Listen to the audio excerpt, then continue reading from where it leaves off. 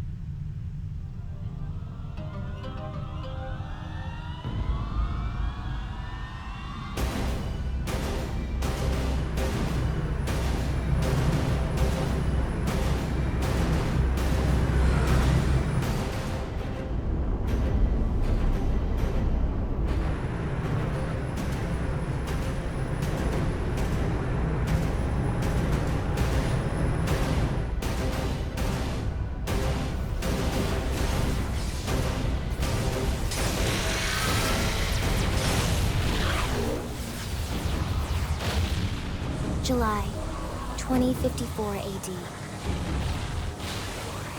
The Earth was caught in a great battle between unknown alien forces.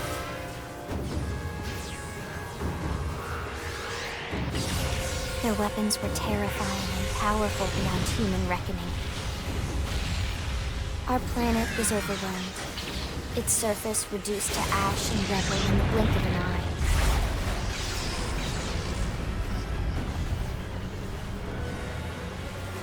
The Coalition government knew the war was coming.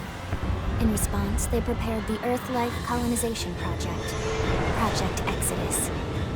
Interstellar arcs were launched all across the planet, from every major city on Earth. Bravely, we leapt from our cradle, our home for the last 4.5 billion years.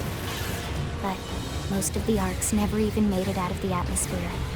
Only a small handful managed to escape. Among them was our ship, the White Whale.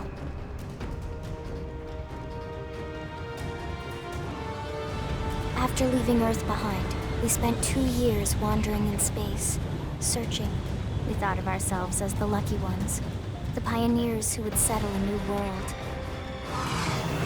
But our past caught up with us. Literally. The alien blitz was unrelenting.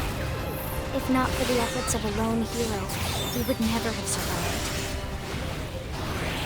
Our ship took heavy damage. We lost control.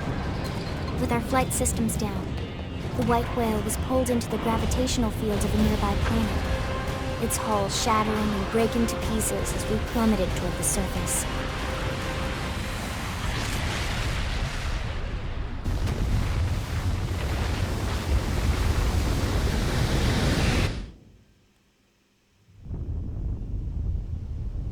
Since then, 2 months have passed.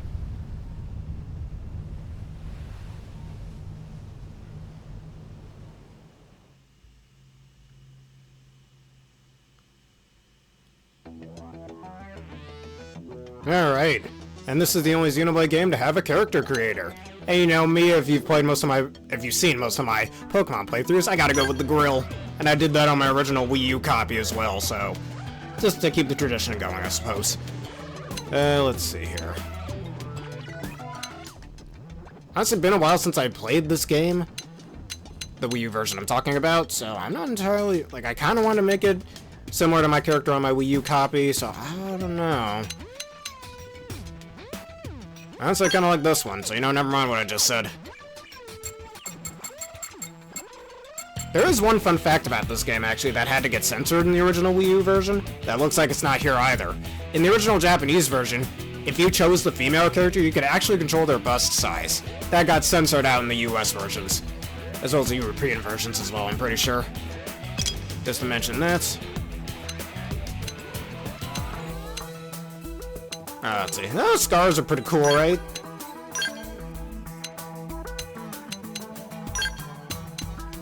Nah, not those. Screw it, this one will do.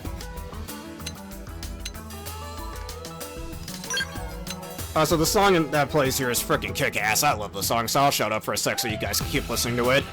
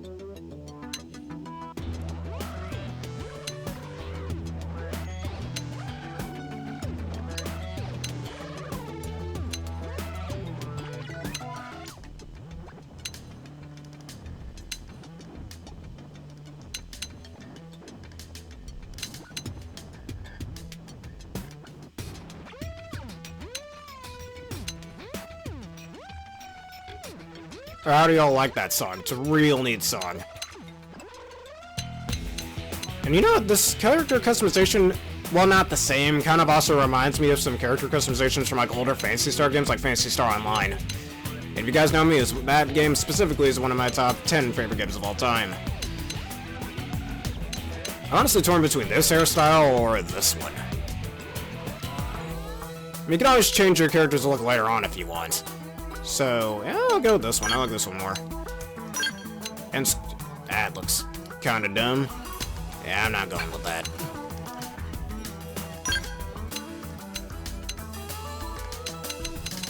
Nah, not too much green. I tend to like putting green hair in my character's colors, but in this case, I don't think we're doing that.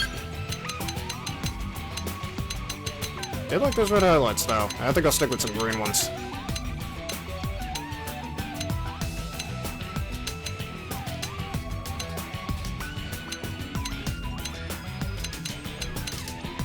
Yeah, let's do this one.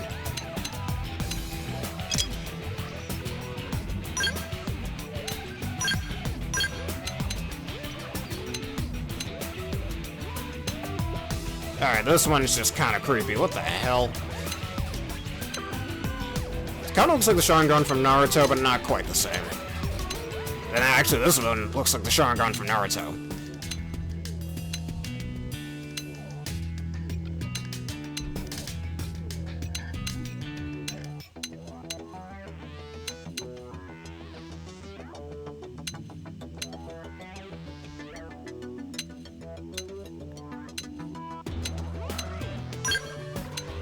We need that nice green color. Can't go wrong without those green eyes. You can't go without green eyes, I should say. How does this look, actually, with that? Yeah, okay, that looks even worse. At least the red eyes made her look demonic. This just looks stupid. Yeah, I think I'll go with these eyes.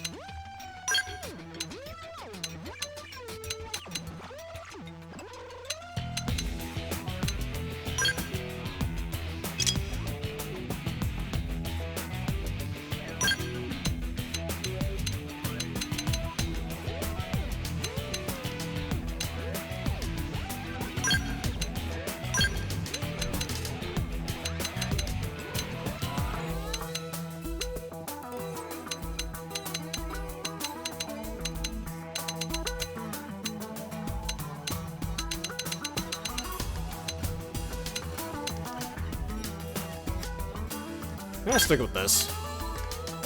Oh, we're gonna have both a scar and face paint? I don't remember that, not gonna lie.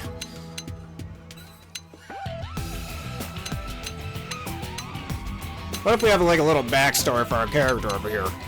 Like maybe one half of her face represents how devilishly evil she is, the other half is her loving compassion. So let's do that. Alright, I can't hear the voices if y'all know, so... Oh, hey, Erin Fitzgerald. Right over here. She actually voiced a lot of other characters in other games. Same with Christina V, or Valenzuela, as you know, the voice of Shantae, from the Shantae series, or the voice of Velvet Crow from Tales of Berseria. Or Tara Platt, right over here, the voice of both Elizabeth and Mitsuru in the original Persona 3, and later versions of Persona 3 in Elizabeth's case. And specifically with Erin Fitzgerald, she voices Sync from Tales of the Abyss, Polka from Eternal Sonata, and Chie Satonaka in Persona 4 Golden.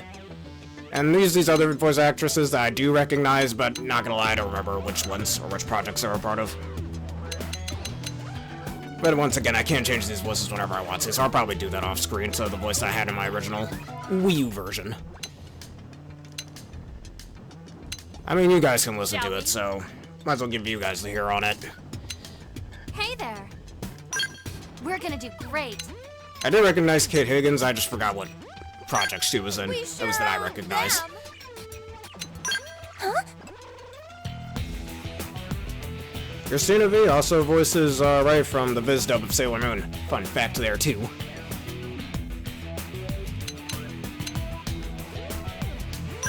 Shall we?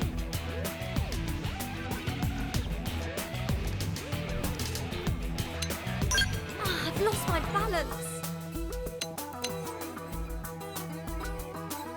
Alright, let's just go with Christina V's voice for now. What do you say? Alright.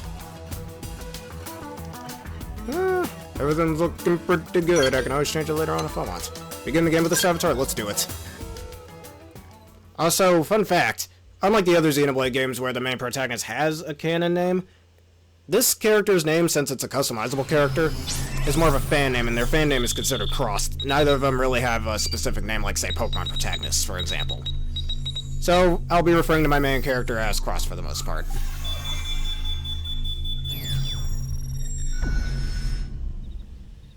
Attention, external access confirmed.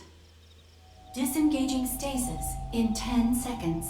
7, 6, 5, 4, 3, 2, 1.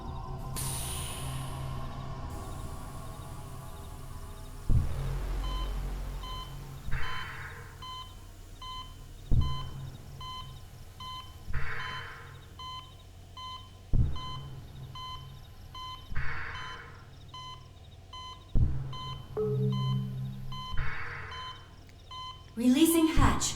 Please stand clear.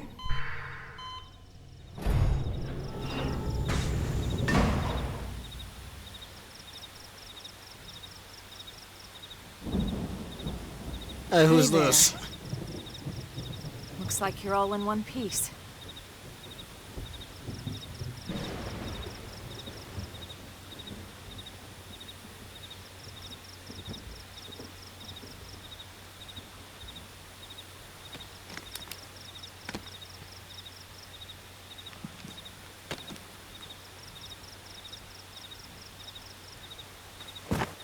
Careful. Just take it nice and slow, okay? Your senses will need time to reactivate.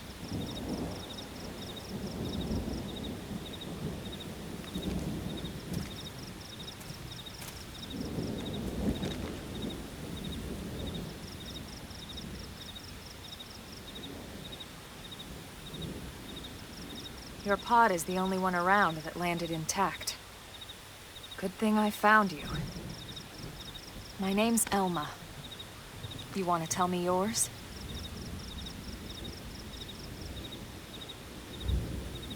You don't even remember your own name? It must be the stasis hangover. That's not good. Just try and focus, all right? Name entry? Well, y'all know. I gotta go for the wonderful name that is Stacy, like I do in my Pokemon playthroughs, because I believe this is the name I gave my character in my original Wii U copy as well. Here you go. Good, there we go. What else you remember? I don't remember nothing else. It'll come. In the meantime, I'll get you up to speed here. Character has amnesia cliche. Who would have thought it? How are your limbs? Can you move?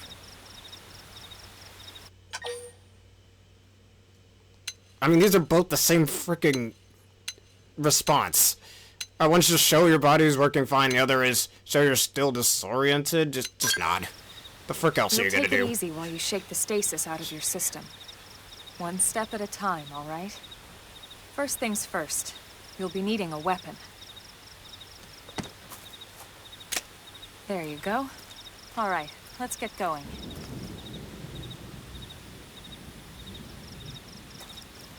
Also, how the hell did I spawn in with a oh, wait a minute, she put the rifle on my back. Never mind. Imagine if I just spawned in with a gun.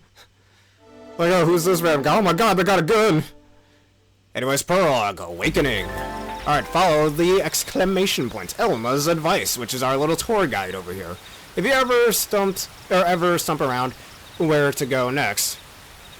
Oh, if you're ever stumped on where to go next, be sure to check any nearby places marked with an exclamation mark. Doing so should reveal the way forward. Though an occasional excursion off the beaten path never hurts, which we will be doing an awful lot in this game. I remember having to do that a lot in the Wii U version. You know what they say, all about all work and no play after all. Alright, we're in the region discovered, Primoria. So we have 5 different regions in this game, and now that we're in the definitive version, there is a chance that there might be some new areas we have to explore. But that has yet to be seen. So, pressing the ZR button will allow us to jump pretty far, actually. And we can run as well and jump even farther. Unlike the other Xenoblade games, there's no fall damage in this game, which will actually be very useful when it comes to traversing the terrain. Unless they added that in this version. I really hope they didn't, but I don't think so. And this game did come out before both Xenoblade 2 and 3. So one of the things that this game has that Xenoblade 2 for some reason didn't have is that it's really easy to find where you need to go, even if you do have to go off the beaten path from time to time.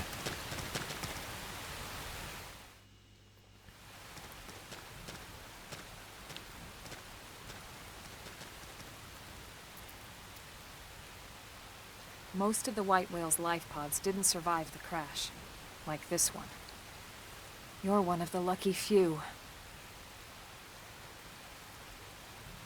Right. You don't even remember the white whale, do you? You know, the L002? The ship we escaped Earth on? You remember Earth, right? Planet Earth. Your homeworld. Or rather, it used to be anyway. Unfortunately, it was caught in a battle between 2 alien forces. And destroyed.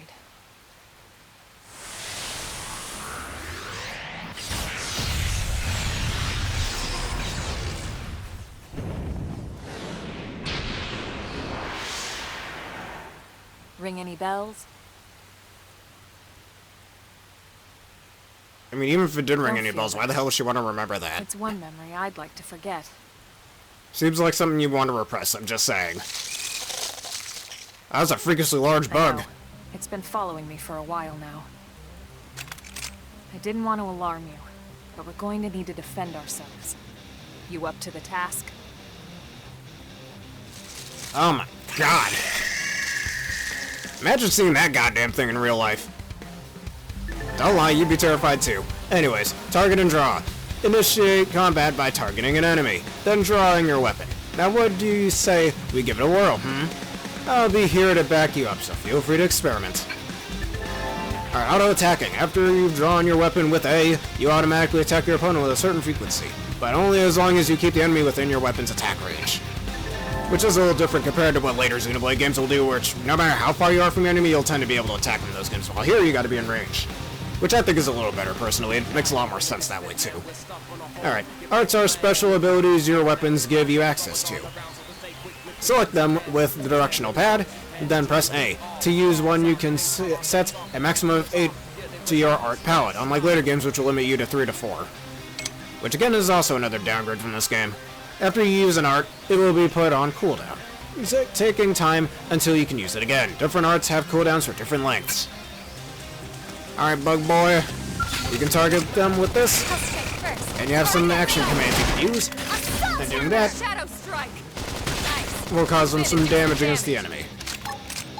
And each thing also has a little thing in the UI of dialogue to show you how better to use it. This deals sternal damage, inflicts blaze, and does very well against toppled opponents for boosted damage. This guy isn't toppled, but we can use it as a killing strike.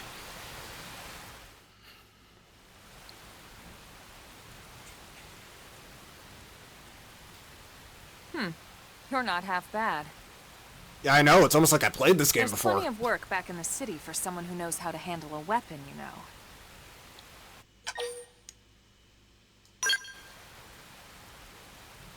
Then you're interested. In that case, I might have just the job for you. But anyway, we can talk more details later.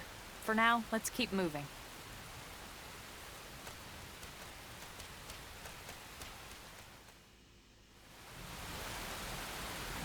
Alright, and you got some treasures. This definitely looks different than it did in the Wii U version.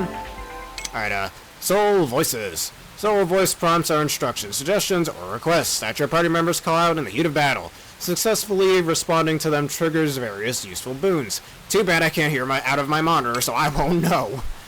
When an ally issues a Soul Voice prompt, arts on your palette which match the prompt color will be highlighted, like in Xenoblade 1.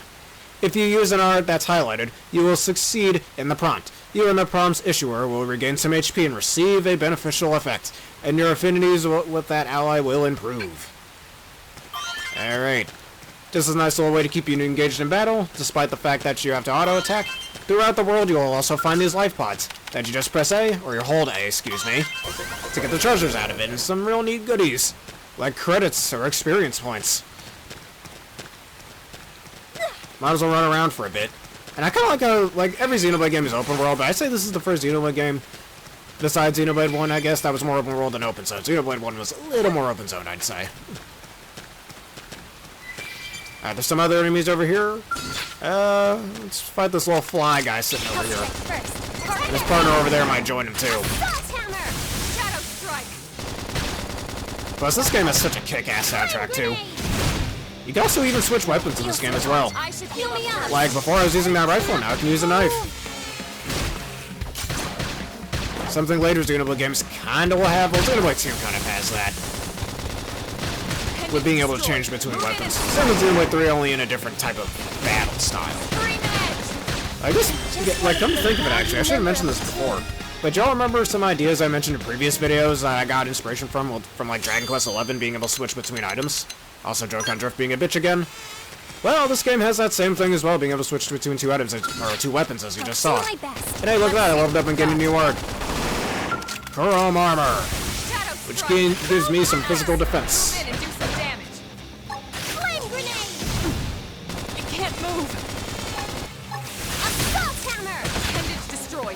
But like I was saying, being able to switch between two weapons, and this game does that, I'd say, pretty seamlessly as well. So I could definitely take some inspiration from that for my own games. Thank you, Monolith. You guys are the best. We got him. Let's move. And just like in other Xenoblade games, your character will likely say some quippy voice line after you win. And hey, you can even swim in this game too. And god damn, do they swim good in this game. Later Xenoblade games don't really do that as well. Still, you can't fight underwater, sadly, like you can in Xenoblade 3.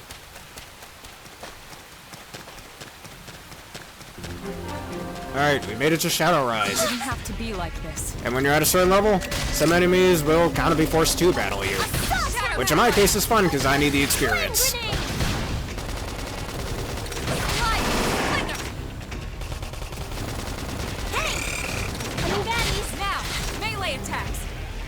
I might as well give myself some more physical defense.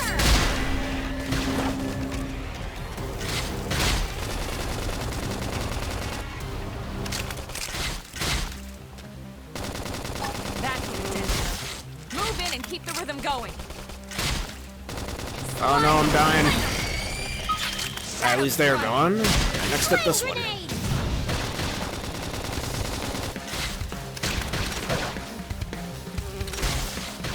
Oh no. Wait. Oh, never mind. I forgot this is one of those games where if the main character dies, everyone dies. Oh, best be careful of that, I suppose. But anyways, just walk around them, and we can get to our next destination right over here.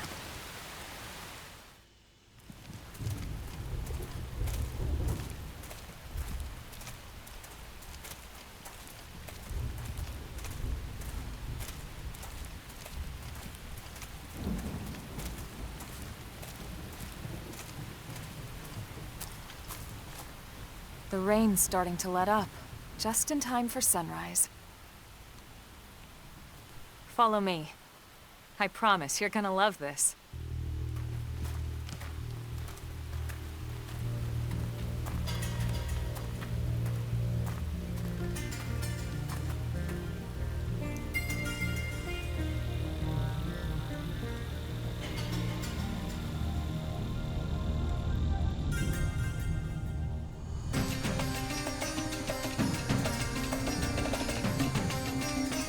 Okay, that's not how sunrises work. Maybe on this planet it's different, but that's a little jarring.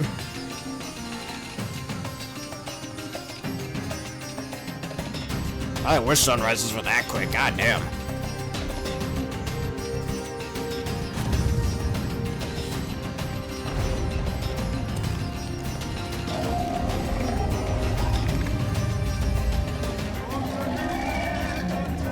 I always thought the aliens in this game kind of looked like they came out of that Avatar movie, and no, I'm not talking about the one with the elements, the one with the blue aliens.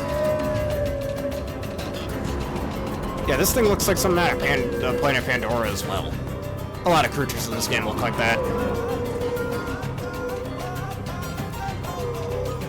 Aside from that, I think this Xenoblade game really does have the best enemy designs. Pretty wild, huh? They're all indigenous, as far as we can tell. We need to learn to play nice with these guys if we're going to try and coexist together.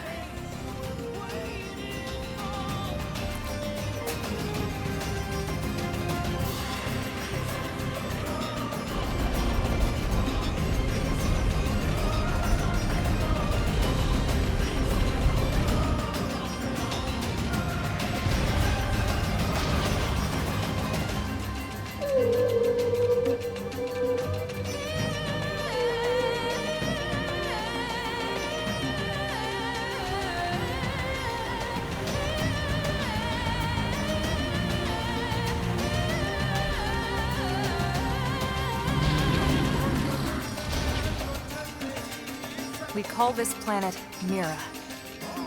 You won't find it on any star chart.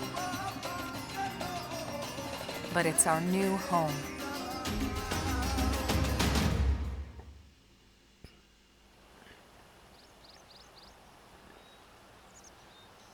Recognize the habitat unit? That's where we're headed. Watch yourself. That first step's a doozy. We can jump if you like. You could handle the fall. But the indigents down there are another story. Some big, some mean, all nasty. Given our options, the high road here would be the safer way to go, relatively speaking.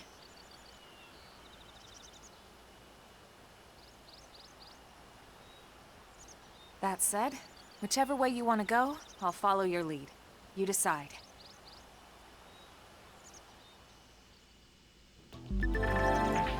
Enemy detection type. Certain enemies you find on Mira will attack you as soon as they detect you. You can tell an enemy's detection type by the icon next to their names. Note, enemies with a level much lower than yours will not attack unprovoked, like in other Xenoblade games and just other RPGs, period. Non-aggressive, no icon, which will not attack unless you attack it first. Visual, will react when you enter its field of vision. And finally, auditory. Will react whenever you wander too close to it, no matter the level. Alright, if we want to reach the habitat before sundown, we'll need to pick up the pace and start sprinting. Sprinting is good for times when you need to go somewhere in a hurry, or when you need to break out of an unusually hairy situation. Alright, just clicking this button right over here, we can go. And I meant to jump there, but whatever. And like I mentioned earlier, no fall damage in this game. Hello, Aaron, how you doing today? Alright, so like Elma mentioned, we gotta go all the way over to that little habitat thing all the way over there. Everything's going just fine. Thank you for asking. And I guess along the way we might as well kill off some low-level enemies.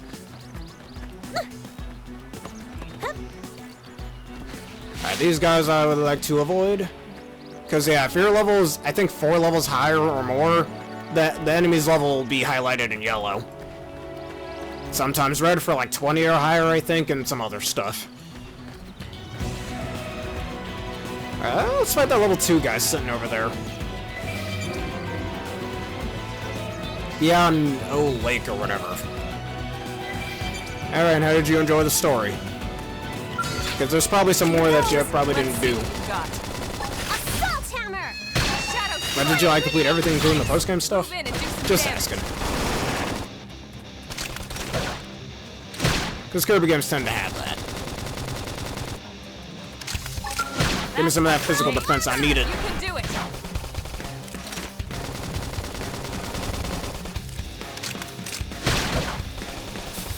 Yeah, you did the post-game stuff. I don't think I ever got all those in my playthrough, but that's fine. Have to stay in this. I should heal up first. Flame grenade. Shadow strike. Yeah, we did great. Nice work. And let's claim our prize.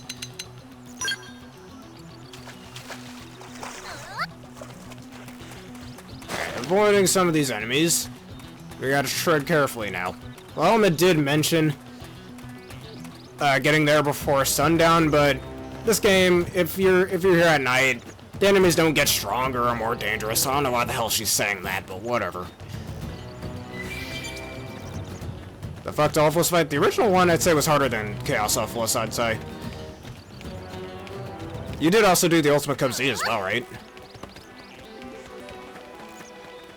No, that healing ability is actually pretty decent to deal with. You can tell which one's the fake Fecto Elfless by looking at the shadow on the ground. If the clone casts a shadow, that's the real one. Or if the 3D model casts a shadow, it's the real one. Oh, Pistachio, time to run. Y'all remember the alpha Pokemon in Pokemon Legends Arceus? Well, the alpha Pokemon are actually inspired by the very strong monsters you'll run into a lot in Xenoblade games. Have to stay in this. So I do like, it's always cool when other game studios kind of take inspiration from other games, which I want to do myself, as I mentioned earlier. I'm in trouble. Also, why is that thing puking on Elma? You don't win this alone. She's dead. Gotta go fast. Gotta go fast. Also, I leveled up by running. How the fuck did make sense? Whatever. Chaos Elfless I think is a bit easier. Ah, frick, I'm dead. Anyways, Chaos Elfless I think was easier than whatchamacallit. In my playthrough, I was able to do that with no ability. Oh, look at that! The game just pitied me and set me right in front of the place. Thanks, game. He's honestly not that hard. His attacks are very telecraftable. I'm not saying that to downplay your achievements, but that's just my opinion. Apologize if that sounds like I'm downplaying. Looks a lot bigger up close, doesn't it? And this was just the habitat unit. The white whale was one hell of a ship. I want to make a Muscle Man my mom joke with what Elma just said before, but I won't. That's the west gate. It's closed off now for security reasons. But we've repurposed a freight elevator that will get us inside.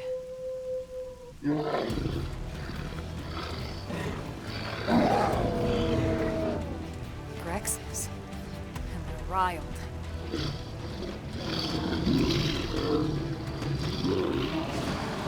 Oh man, they're huge. We can't leave them roaming here, not this close to the gate. We're gonna have to take them down. You ready? +3 against 2, that's not fair. I guess we're fighting them. Alright, melee and ranged weapons. The weapons you use on foot and split between melee and ranged weapons, you can switch between them with the X button, which we were doing earlier anyways. Melee can only attack at close range, tends to do more damage per hit. While ranged weapons can attack at range, tends to hit multiple times, but damage per hit tends to be lower. When you use an art, you automatically switch over to the weapon that the art is associated with. Your melee weapon for melee weapon arts, and your ranged weapon for ranged weapon arts. At arts which are associated with the weapon you're currently wielding, melee or ranged, will continue their cooldown even after they're ready to use.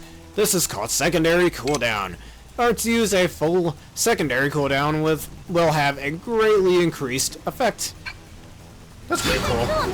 Hey, it was time to fight. And they're level 4. This is not gonna go well. Well, at least they took a lot of damage. Give me that defense I needed.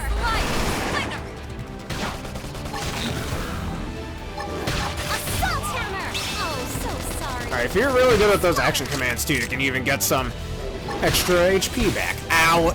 Speaking of that, I'm dead. Does this mean Just respawn now. If you die too many times in a certain fight, the game will give you the option to lower your level, so maybe I'm gonna go for that. Yeah, skill issue. Make fun of me if you want to, go ahead.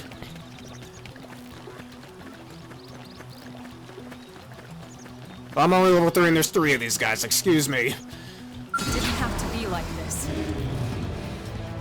Assault hammer! Oh, so sorry. Target in sight. Flame grenade! Shadow strike! Alright, at least this guy gets killed pretty quickly. That's one down. We still got 2 more. Alright, I'm gonna focus down the one I'm absolutely focusing down. And hey, we got a new art. Now let's raise my defense.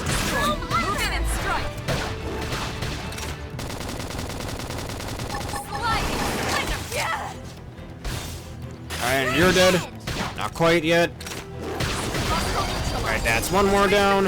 One other thing you can actually do with the enemies in this game, you can actually break off some body parts. Kind of like in Monster Hunter, though it's not as visually noticeable, let's say. And that'll actually allow you to get certain items from it. Yeah, that's kind of what you're supposed to do in that fight using the Morpho Sword. I tried doing that with Space Ranger, but it didn't go too well in my playthrough.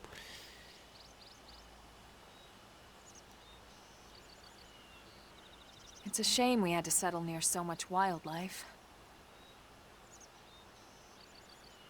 Luckily, some the Morpho species Knife fight aren't was so pretty neat. hostile, but they aren't necessarily friendly either. I've come to learn that there's a fine line between self-defense and provoking a fight. We need to walk that line. All right, let's head in. Time to see what this place Maybe looks seeing like. the inside will jog your memory.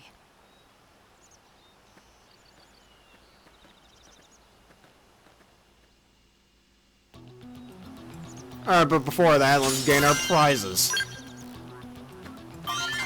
I gotta go fast, as they say.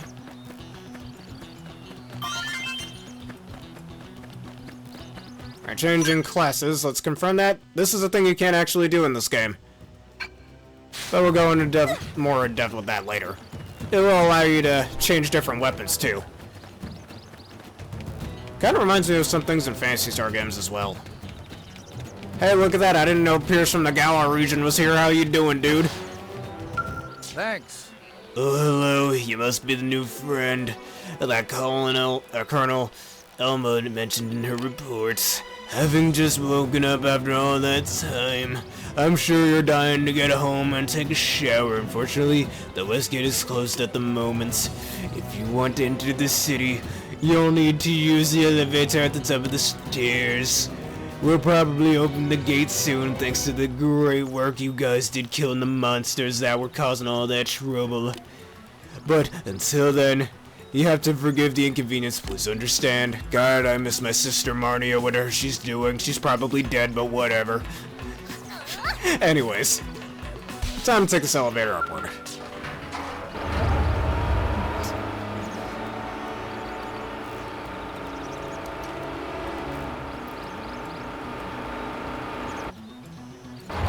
Yeah, Morphonite's dangerous. Going up the stairs.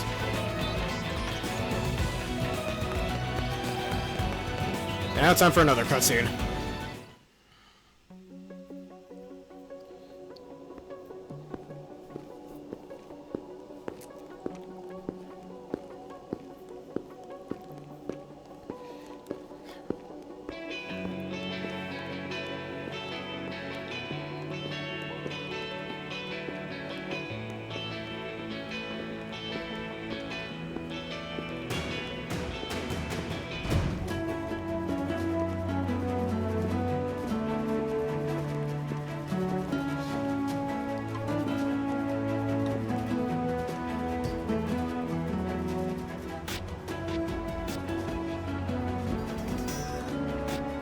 Well, here we are.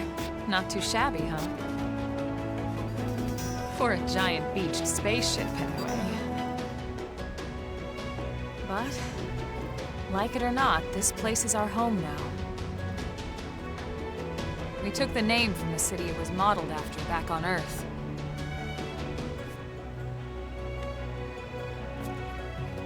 We call it New Los Angeles. New Los Angeles, neat, to okay. NLA. Fitting name.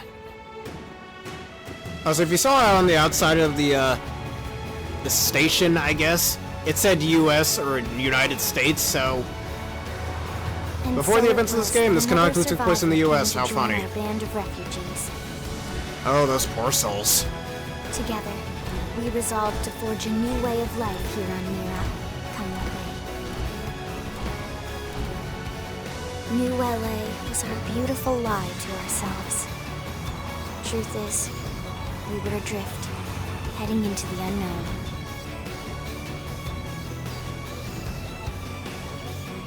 Our native home was gone, swallowed in a shroud of light. And our future was uncertain. We had no idea what fate lay in store for us. Only that we had to keep living in order to see it.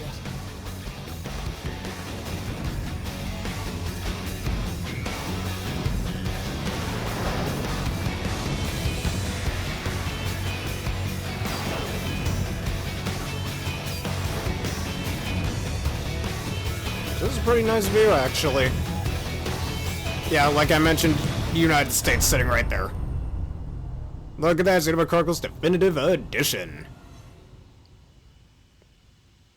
Can't wait to see what they added that the original Wii U version didn't already have. Alright, save your progress. You know what they say, it's good to keep a record, as a certain other Xenoblade Chronicles protagonist once said. Very wise words indeed.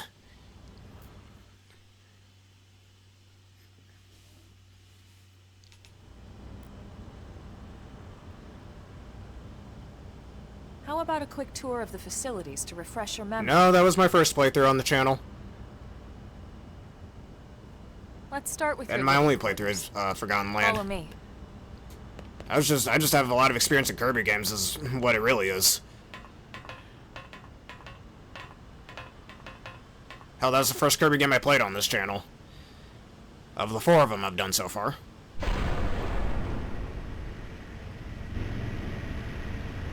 Brave citizens of New Los Angeles, good day. This is your Director General, Maurice Chausson. Today, I once again come to you with news I am truly delighted to share. Yesterday, we repatriated 10 more White Whale crew members. These fellow pioneers will rejoin our ranks as citizens of NLA, bringing with them skills and know-how that will bolster our ability to survive and indeed flourish here in our new home. This, of course, is only the latest success in our continuing efforts. Director General? Since when? For the rescue and recovery of 2 days all ago, our ma'am. brothers and sisters. I stand here truly humbled and From grateful. political aide to director general in just a few weeks. At this rate, he'll be emperor by next month. Who are these Rena? jokers? Gwyn? Oh, that's the name's Nice cool. work out there, ma'am.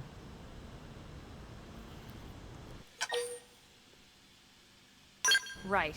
Introductions. Irina Akulov, Gwyn Evans. This one of the survivors, Colonel? The survivor. I only found a single pod intact at Starfall Basin. Wait, what? What happened to 10 more crew members? Come on, seriously? Chausson was never one to let the truth get in the way of a good speech. Still, every last survivor counts. You can call me Irina. I'm with the Interceptors. Me too. Same division. You can call me Mr. Evans. Or just Gwyn. The 3 of us were in the Coalition forces together. Specifically, the Special Operations Heavy Armor Training Unit, aka the Skeleton Crew. I was a colonel and Irina a lieutenant. Gwyn was a more recent recruit. course, I keep telling them we don't need those old ranks anymore now that we're here. You're still Colonel to me, ma'am. No reorg will ever change that. And that's not about chain of command either. It's about respect. You've earned it. And the award for best ass kiss goes to... Well, I'd remind you both the ma'ams aren't necessary if I thought you'd listen. All right, ma'am. We should be getting back to work. Until next time, Colonel.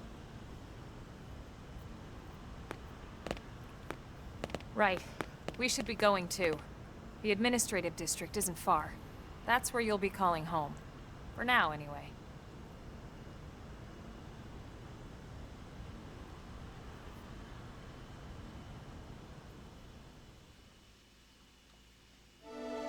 Chapter 1, New Los Angeles. You can't hear me? Or you mean my voice past the audio? Let me lower that down for you, hold up. That should do it. Tell me if that's better. Alright, you see this giant robotic thing over here that looked like it came straight out of Armored Core or Robotech? Yeah, we're gonna be using these later in the game, spoiler alerts. And boy, are these things fun as hell to use. Hey! But in the city of New Los Angeles, there are actually multiple different parts of the city, too. Oops, I pressed the wrong button. We happen to be in the Central Industrial District. There's a residential district and a commercial district as well we'll be seeing.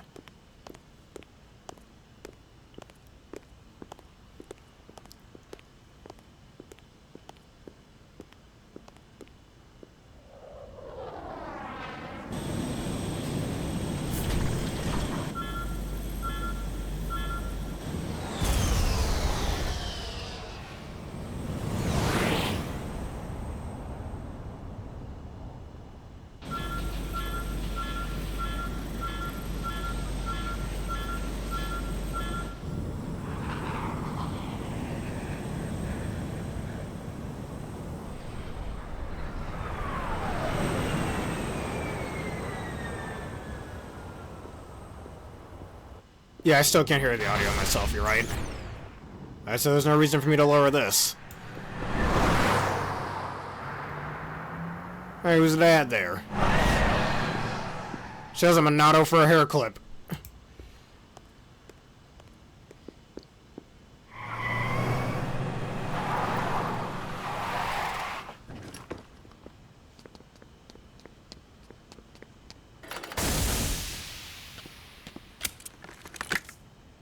Damn it! Jeez, dude. How much did that helmet cost? Don't be throwing that shit.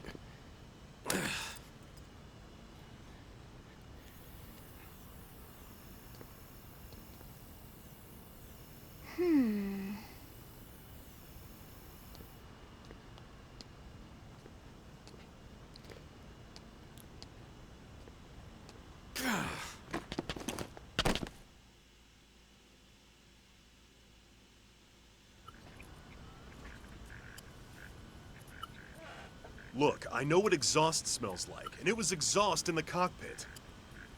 Just check the ductwork, would ya? Oh, I'm checking. I just seriously doubt...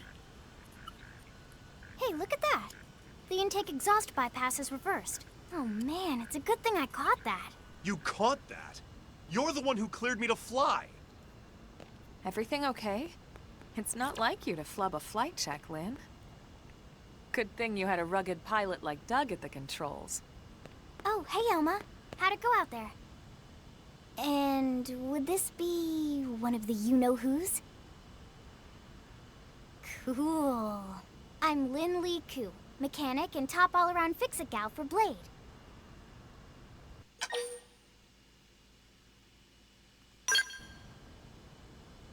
She's 13. And I know, she looks young, and she is young, but trust me, she's one of our top talents. Most of the time, that is. Most of the time. Anyway, you guys heading back to the barracks? Yeah.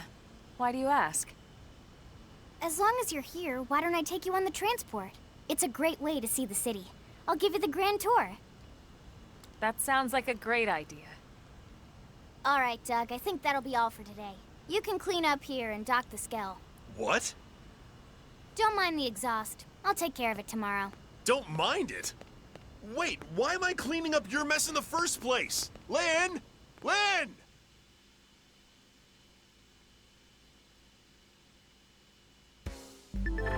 Alright, so we unlocked ourselves a new character, that being Lin Li Ku. Fun fact about Lin Li Ku, actually. She has the same voice actress as Morgana from Persona 5 and Sothis from Fire Emblem Three Houses. So that's a little fun fact for you there. You can change your active party composition from the main menu / active characters, which is something you could not do in the original Wii U version. There, you can select allies from the reserves and add them to your active party, or swap them around. Please note that there are times when you will not be able to change party members, mostly during story reasons.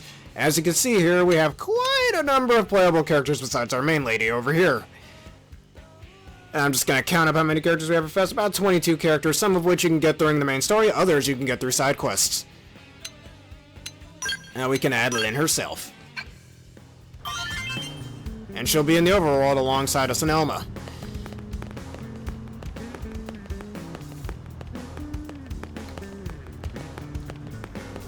And now we just need to talk to this man over here. Hey! And some of those guys we saw in the cutscenes before are also playable characters, spoiler alert.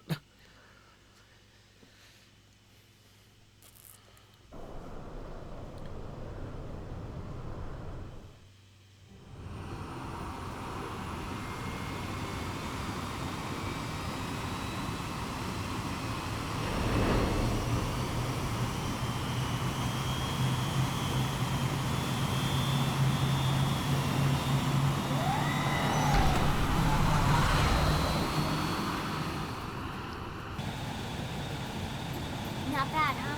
You can see everything from up here. It beats walking, that's for sure. The best way to see NLA. I never get tired of this view. It's like a different city every time. It's certainly come a long way in the last few weeks. There's still so much to be done. One day at a time. Speaking of which, we don't really have time for If you want to take a full break, that's your pressure cruise decision. here. Why don't you give us the express tour, Lynn? Just the highlights. Okay, you got it. New LA is divided into 4 districts. We departed from the industrial district, where Doug and I were conducting the flight test. It has food production, skill development, you know, industries and stuff. It's also where the West Gate is located, remember? Expect to pass through there fairly often. The only other gate out of the city is in the administrative district, but I'm skipping ahead. Next is the commercial district. Restaurants, galleries, cafes, clothing, groceries, you name it. It's a veritable shopping paradise. The CD is the closest thing to a downtown we've got. It can actually get pretty crowded sometimes. Well, by NLA standards anyway. Day or night, the best and only bargains on the planet. To your right, the residential district. Housing, housing, and more housing. Well, plus a nice park and the cathedral. If you're ever looking for quiet time alone, or want to relax and unwind with a good book, that's the spot. Right? The park is my favorite place to just zone out and chill. And last but not least, our destination, the administrative district, the nerve center at the heart of NLA. Note the distinct dual-level structure here. The upper level holds our administrative tower, home to Blade HQ and the government. Not to mention Armory Alley, as well as the barracks where we live. The lower level there is a hangar complex for Skell maintenance and repairs. I'll answer your question in a second, I just don't want to talk in the middle of the cutscene. And this concludes our tour.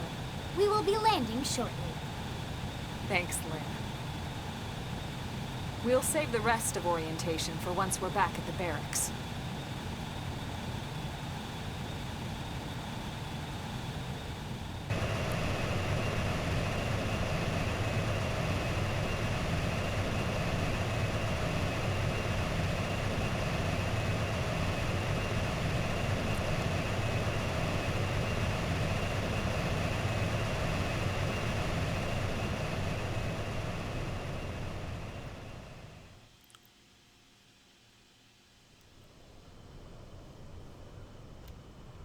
Enjoy your stay in the administrative district, and thank you for flying Lindley Airlines.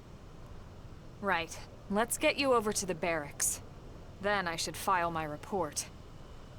They'll be eager to hear the details on how I found you, I'm sure. Well then, we better not keep them waiting. The barracks are pretty close, actually. They're set up just behind the giant blade tower here. Giant Blade building. That road there wraps around the left side. Keep and the leads name right to Blade it. in mind when we eventually get to Xenoblade 2, by the We'll way. pass through Armory Alley, but let's not get sidetracked, okay? We can check it out later.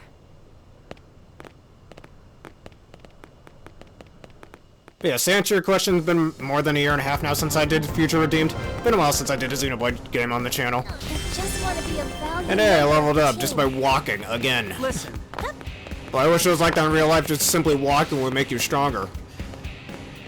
Oh, ain't that simple. Alright, we can go in here. This heavily guarded place, I think. No, we can't.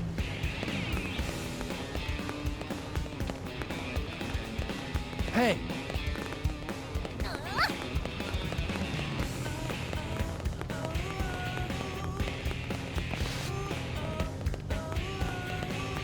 And it's gonna be a bit before those happen. Gotta get through this and a bunch of other things. Alright, so we can make it to where we need to go from here. The Armory Alley.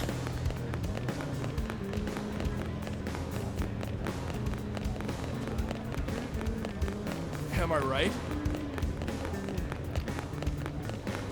Hey, Also, this is where you can do some of your shopping in this game. For armor sets as well as pieces for the skills that we'll be using later in the game. And a few other characters, playable characters specifically too, can be found here. But enough of that, let's get on with the main story a bit more. Like the Blade Barracks.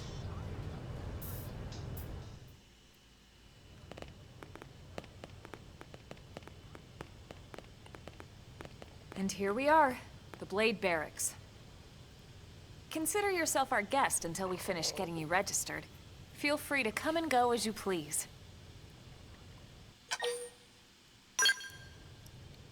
I think I can answer that one. So, you must be the latest rescue.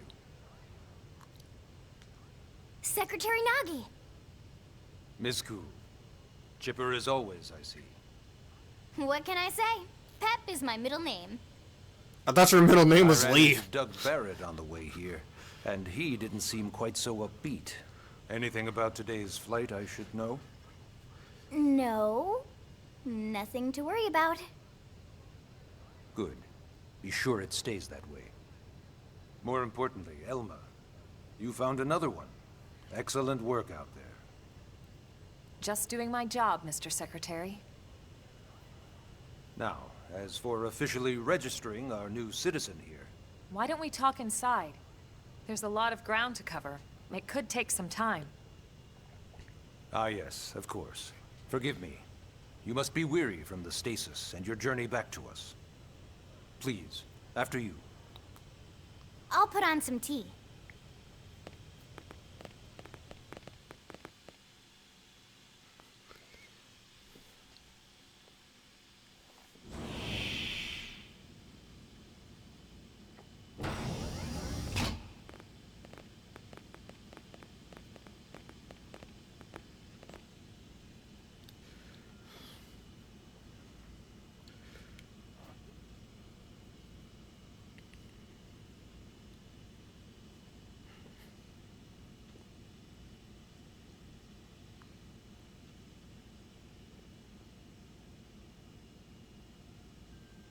Allow me to formally introduce myself. My name is Kentaro Nagi. You may remember me as Captain of the White Whale, but now I serve as Secretary of Defense here for New LA. The provisional government has charged me with keeping the peace, so all military and police matters fall under my jurisdiction. He's also my superior officer. And he'd be an excellent person to talk to when you're ready to start looking for work. What about a job right here with Blade? She seems capable. Let's give it a little more time. At least until she knows enough to be able to make an informed decision. She seems to be suffering from some form of memory loss. Memory loss? From the stasis? She could barely remember her name, and nothing at all about what happened to Earth or the White Whale. I see. Though, come to think of it, the entire lot of us have only been on this planet for what, 2 months? It shouldn't take very long to get caught up. My thoughts exactly. Well then, where should we begin?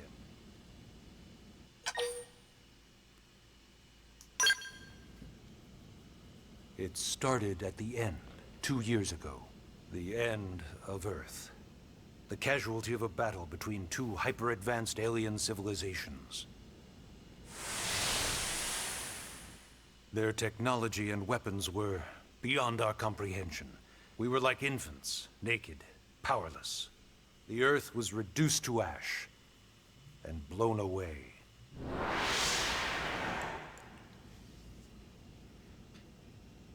I still wonder if I hadn't been there.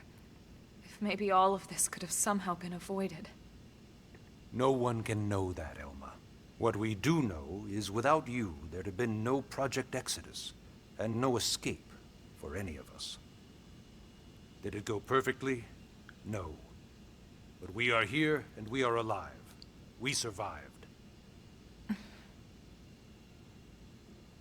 So yes, Project Exodus. Once we learned the Earth might be threatened, we needed a plan to preserve all her various life forms.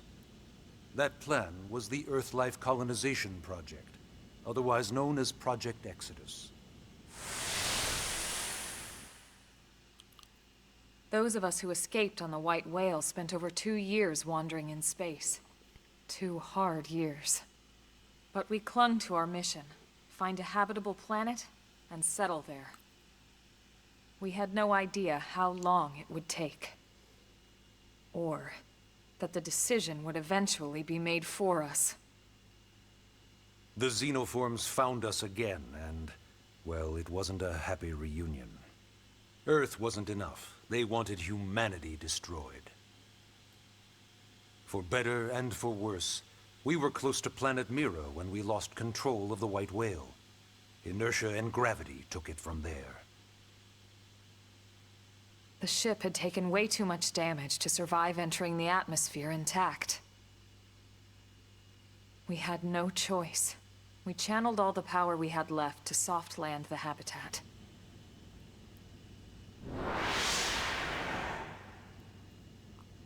Once the dust cleared, we set to work transforming it into its current state. Searching for survivors, establishing Blade, installing the provisional government. Basically, making it a sustainable city.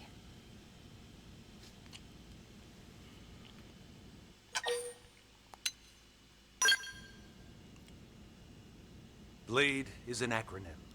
Builders of a legacy after the destruction of Earth. Quite fitting, I think. It's a relatively new organization. Up there in space, we had plenty of provisions, and a crew trained to handle the limited amount of situations we might encounter in our travels. But of course, all that changed after we lost most of our ship and came crashing down here on Mira.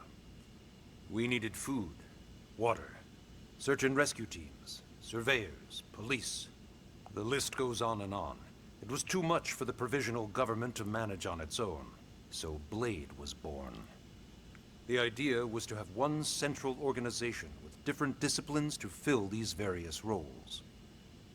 Its core was pulled from the Coalition military, so it's mostly former soldiers. But fighting isn't our most important duty. Right now, we have a single top priority that supersedes all others. The search for and recovery of the Lifehold. Take a look at this.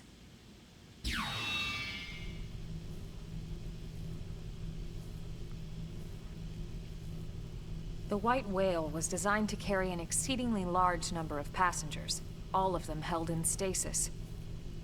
All housed in a structure called the Lifehold. This is a complete schematic of that facility. Only essential personnel were conscious and active for the journey from Earth. The flight crew, maintenance engineers. And of course, some military so we could defend ourselves if necessary. But the vast majority were in the lifehold. Are in the lifehold. With any luck, they're all still there, in stasis, waiting to be rescued. But there's a problem. We now know the lifehold broke apart along with the rest of the ship when we came down on Mira. What we don't know is exactly where all the pieces landed. Not very comforting, I know. Blade's top priority now is locating the missing units.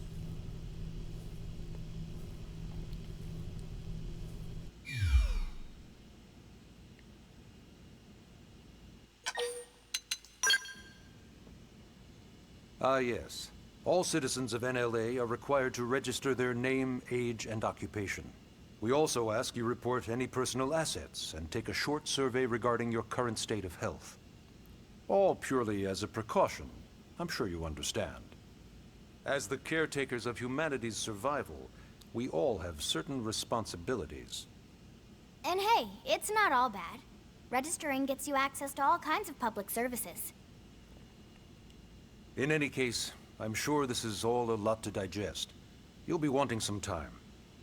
Ms. Ku, even I'm tired of hearing myself speak. Why don't you take our guest out for some air? Perhaps a tour of the administrative district. Yes, sir. Come on, we'll keep this briefing brief. Get it? Keep this briefing brief? Okay. Anyways, Chapter 1. Take a guided tour of the Blade Administrative District with Lynn and Elma, and learn more about life as a member of Blade. We get 20 experience points as well as 5,000 money. They don't have a name for their currency? Okay.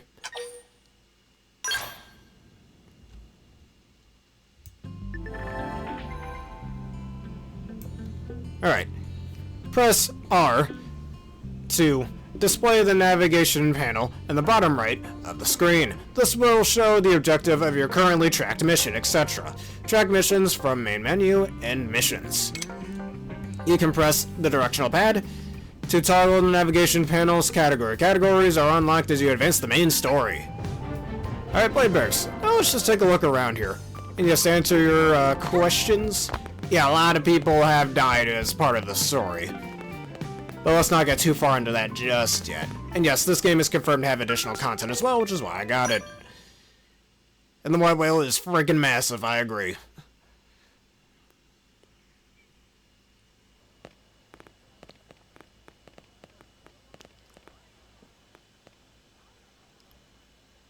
You know, it's not every day we're authorized to let a civilian tour the administrative district. Yeah.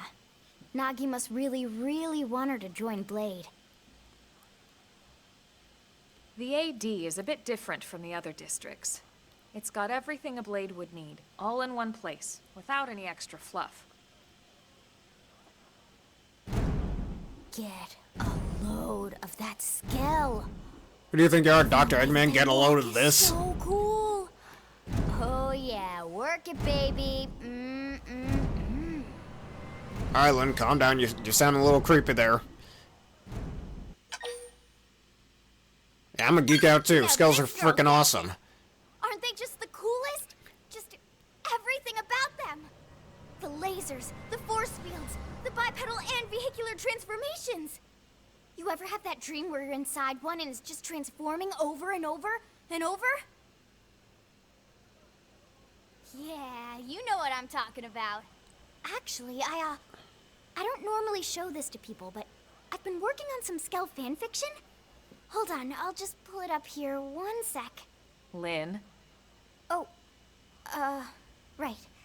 Sorry. Originally, Skells were developed as a defensive measure to counter potential alien threats. It wasn't enough to save Earth, though. We were outnumbered and outgunned. Still, just look around you. New LA has gone from basically nothing to this in just 2 short months. We could never have come so far, so fast, without Skell technology. I'd love to get you into one to see for yourself, but it's not that simple. Well, yeah, duh. For one thing, only blades are allowed to pilot skells. And even then, you need a license. These aren't toys we're talking about. They're complex machines with powerful weapons. And they're a precious resource. We only have so many of them to go around. So yes, as you might imagine, the certification process is a fairly rigorous one. I'm sure you're thinking, where do I sign up for the test? But it's not that simple. They choose you, not the other way around. You can't just walk in the front door and volunteer. There is some criteria. The details are largely hidden, but basically, HQ only allows the cream of the crop to take the test. Blades who go above and beyond in their duties, and for the people of New LA in general. So what do you say? If you become a blade and work hard, I'm sure it'll only be a matter of time before they tap you on the shoulder. Speaking of work, that reminds me. Why don't we check out the mission control board first? That's where we take on our assignments. Good call. Let's head on over.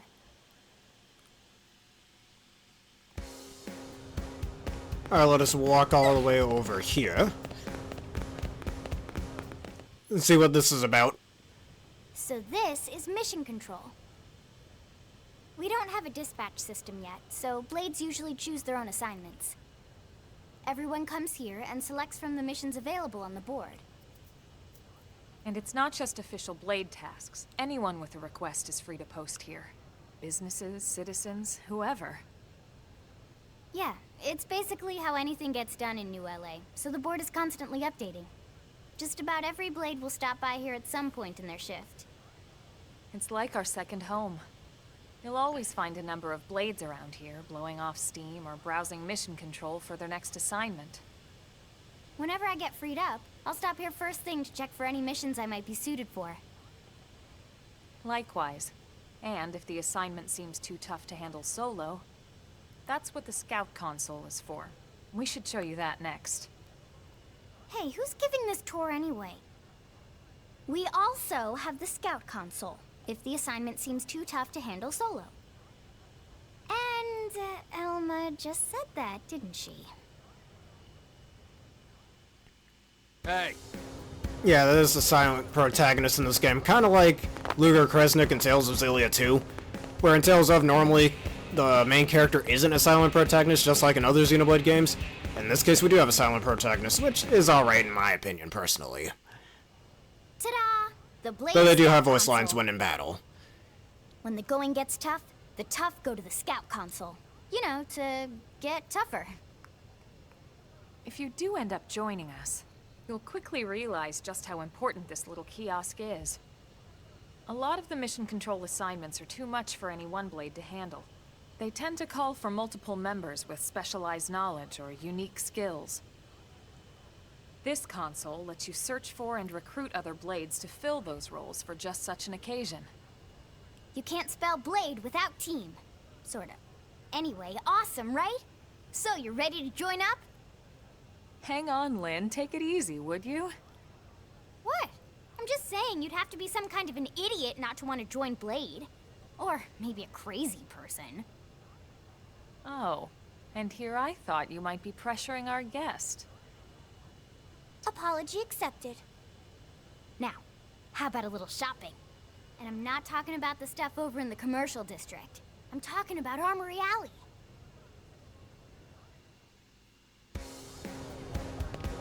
And next up, whatever's sitting over here. Hey. As I mentioned earlier, you can buy things in this terminal. So this street's what we call Armory Alley. Blades can requisition equipment from any of the vendors here. I won't lie, most Blade members face danger on a daily basis. Having the latest gear isn't about impressing your friends. It's a matter of survival. True enough. And that goes not only for your personal armor and weapons, what we call ground gear, but for skell equipment as well. You can even buy whole skells. Can you imagine owning your own skell? Huh? Oh, right, the tour. I think all that's left is the heart of Blade itself. Blade Tower.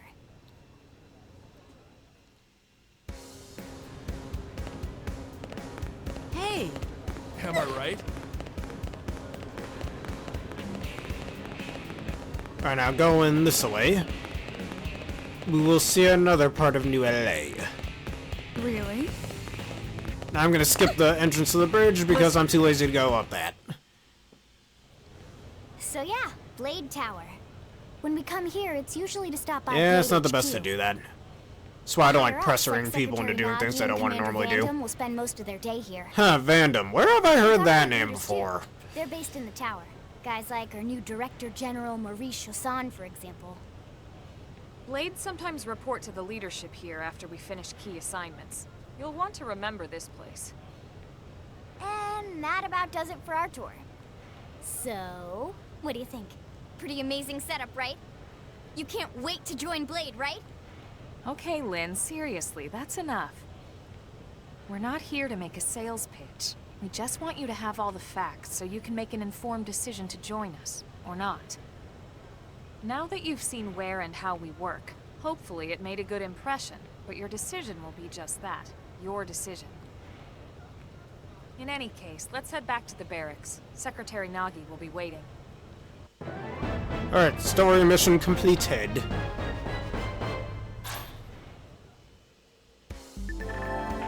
Alright, you've just woken up, so you must be feeling pretty hazy.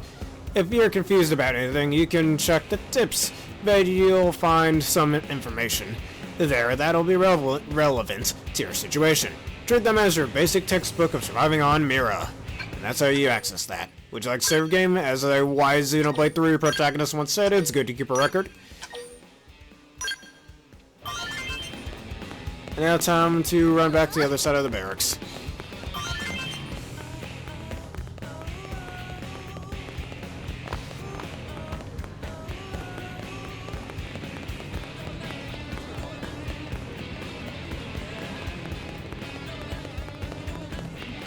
Am I right? Hey. And now we're back here.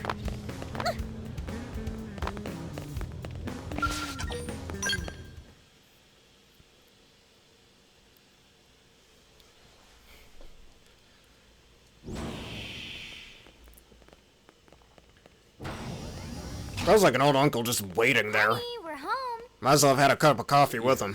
Very amusing. Who wants a fresh cup of tea? Thank you, Ms. Gu, but I can't stay long. I mean, I said coffee, Just wanted but to okay, pass tea along a works too. request from your commanding officer. Commander Vandam? Does it have anything to do with our new arrival? Correct. He stopped by while you were out on your tour. He said he'll come back, but that I shouldn't wait to ask you. Here we go. I bet I can guess. You probably can. He wants to fast-track our new friend here for blade duty with a training assignment. What in the hell are we waiting for? As he put it. The commander does have a way with words. Makes even my pitch sound smooth. I explained about the memory issues, but he didn't see it as a problem. And to be honest, given our current need for blade recruits, I can't say I entirely disagree. Hey, it's not me you need to convince. Blade service is voluntary, remember? Of course, and I would never force or coerce anyone. Well, friend, what do you say? Can we count on you to do your part? I knew you'd make the right choice. Welcome to the organization. Elma, she can start on your team. You'll begin training immediately. Yes, Mr. Secretary. With pleasure. God damn, I just got here. At least let me sit on the couch first before I start Welcome to training. the Cool Kids Club. Oh, whatever. If I said no, we wouldn't have much of a story in this game now, would we? Now then, let's discuss that training assignment. We've decided to start you out on a probe installation, just to get your feet wet. I guess we should back up a bit. Here in New LA, we're using a specialized computer system called Frontier Nav to help us deploy a sensor grid across Mira. A network of data probes that allows us to monitor conditions and collect all kinds of information about the planet. Expanding that grid and filling in the blind spots is one of Blade's highest priorities. Here, I wonder that as well.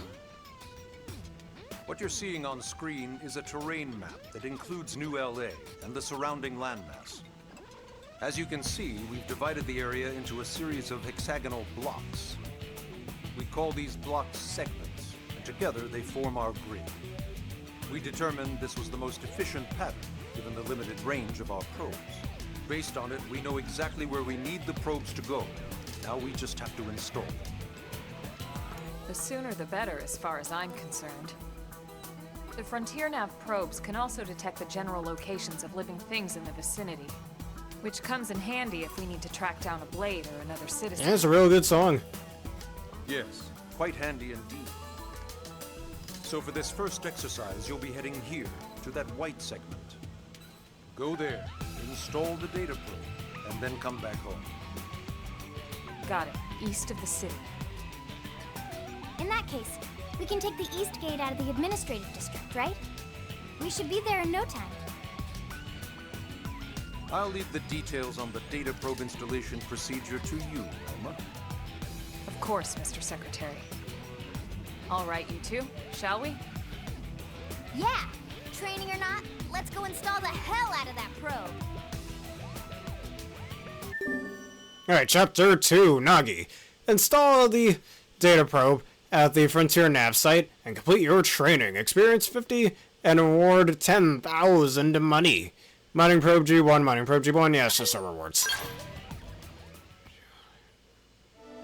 Chapter 2, The New Frontier. So Chapter 1 was merely just a tutorial.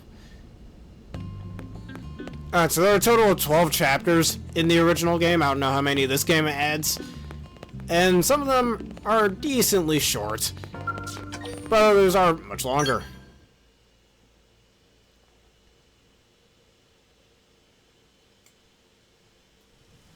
Man, am I glad we pulled an assignment to the east of the city this time. It'd be a long walk all the way back over to the West Gate. Hold on. Are we even sure the East Gate will be open? Last I heard, it was still on lockdown from all the high-level indigent activity. It was, but they just lowered the threat level earlier today. The gates are officially open for business. One of our teams must have gone out there and kicked some furry indigent butt, huh?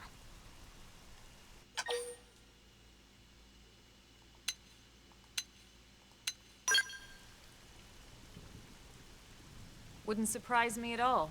Irina's team is one of our best. How does she know Irina and Gwyn?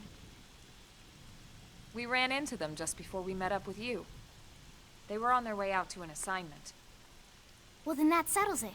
It must have been them, right? Man, forget this amateur hour probe baloney. Those guys are where the action's at.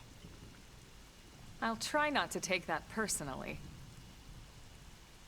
But enough talk. We've got our mission to deal with. Let's head out. Roger. That probe isn't gonna install itself. Let's get to the East Gate, shall we?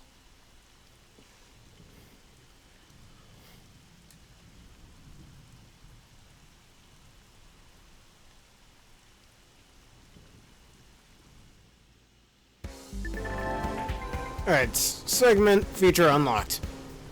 This is Eleonora? Something like that, I don't know. Blood support lead, here to tell you that the segment's features of your map is now available for use. It's displayed on your handheld comm device and is a useful tool with lots of info about Mira. Give it a look if you're unsure of where you are or what to do.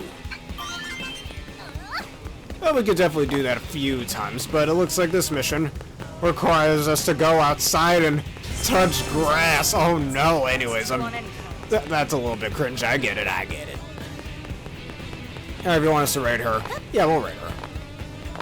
I was like just jumping down this little slope here. It's kind of funny, actually. We are a bit of a higher level than before. We have a new teammate, so we'd be able to deal with at least a few more enemies.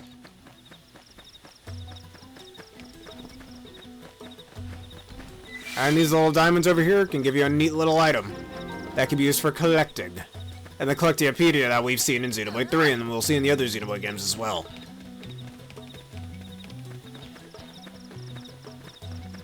As we gotta go install this probe, which once again is another tutorial to show the player that probes are a thing in this game, which will actually give you special bonuses if you have certain probes set up.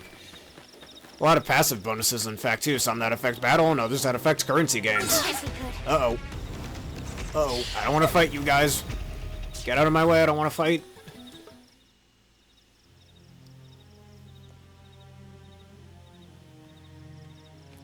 Oh, we gotta be very quiet. We don't want to wake these guys up. They're real angry. What the hell happened here? Oh, wait, they're dead. They're not asleep.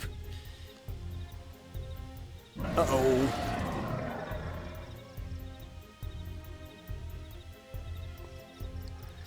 You don't think that one Sinicula could have killed all these simius? Unless... what? Yeah, a lot of people thought that before Forgotten Land came out. What's bad?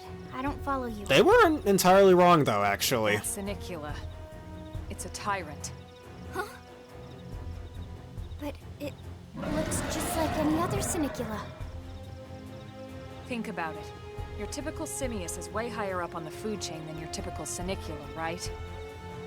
Usually we'd find one simius standing over 3 or 4 Sinicula corpses. But here, the tables have been turned.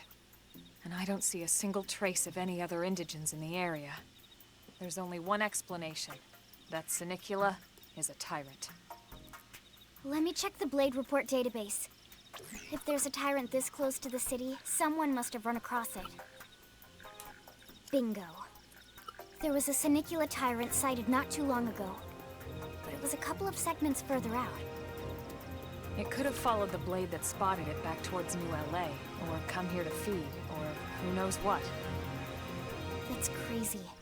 I can't believe there's a tyrant right on our doorstep and HQ isn't doing a thing about it. Well, don't forget why they sent us here in the first place. Frontier Nav's range is still limited. Oh, right. They couldn't track it if there's no local probe. They must have lost it when it went off the grid. Alright, we attack it. Whoa, whoa, whoa there, rookie. We're talking about a tyrant here. Do you even understand what that means? We should probably explain. Tyrant is our term for any indigenous life form that falls outside of And our tyrants are also this system. game's version of unique monsters from the other In other Xenoblade words, games. They're too powerful for us to even measure how dangerous they would be to take on. And too powerful doesn't always just mean physically strong. If a creature has even a single especially nasty trait, it's classified as a tyrant. Even some of Blade's very best teams have come back with serious injuries after running into a tyrant in the field. If they come back at all.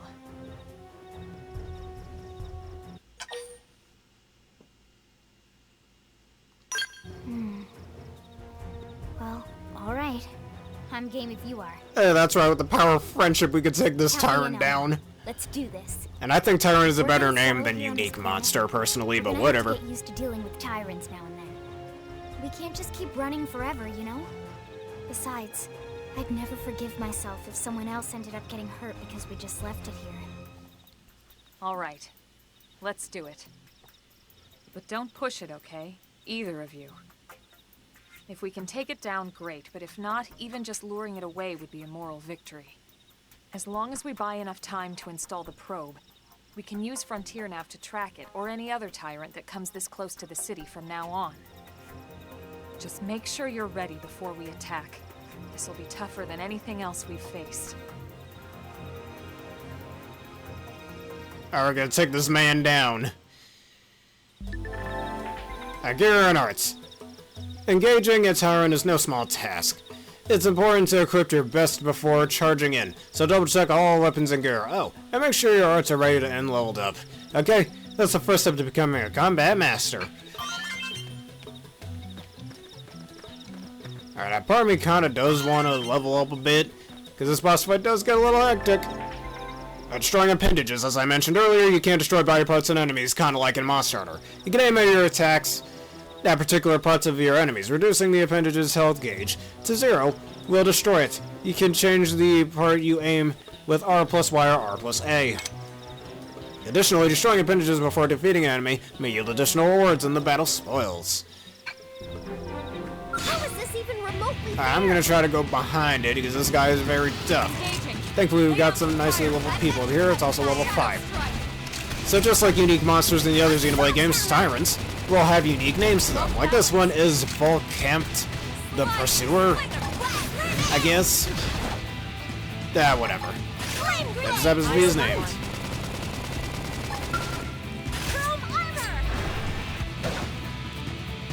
Alright, so I'm going to try to go around him so he doesn't attack me and focuses more on Elma and Lynn.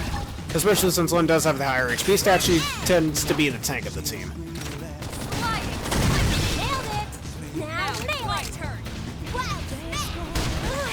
Yeah, but unlike unique monsters, in Xenoblade 2 and 3 specifically, I'm not entirely sure if this is the case in the first game. I don't think you can refight tyrants in this game once they're defeated, unlike in 2 and 3.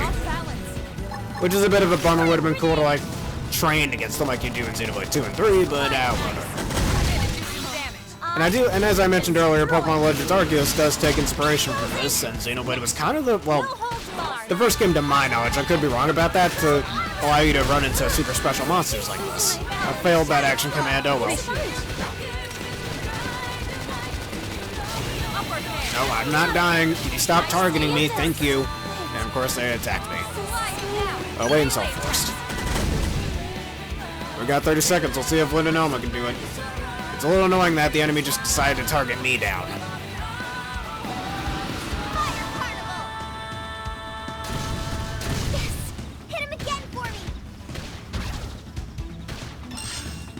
That's still 10 seconds, you two can do it. At least the game gives you a chance to try and beat the enemy. Because if their HP does go to 0 before the timer is up, you will respawn.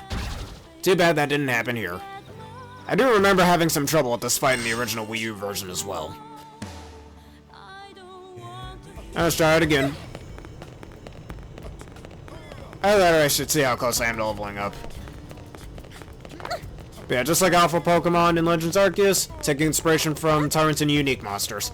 Weirdly enough, this is the only Xenoblade game to name them tyrants instead of unique monsters, and as I mentioned earlier, that's a better name than unique monster.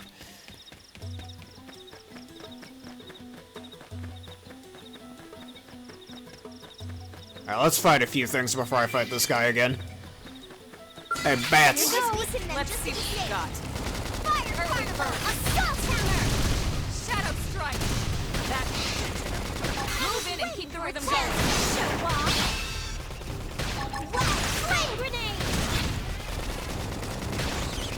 Oh, you're right about that. That part's a little annoying in that game.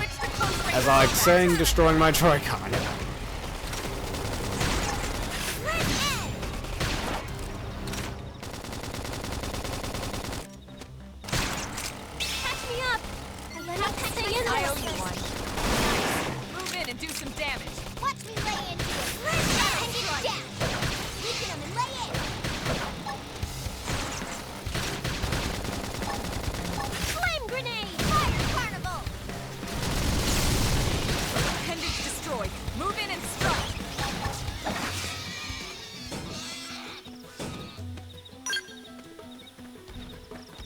And just like other Xenoblade games, you do heal outside of battle too after you've taken some damage. Looks like we've got no choice. Alright, hopefully it's just this one by itself. I don't think so, though.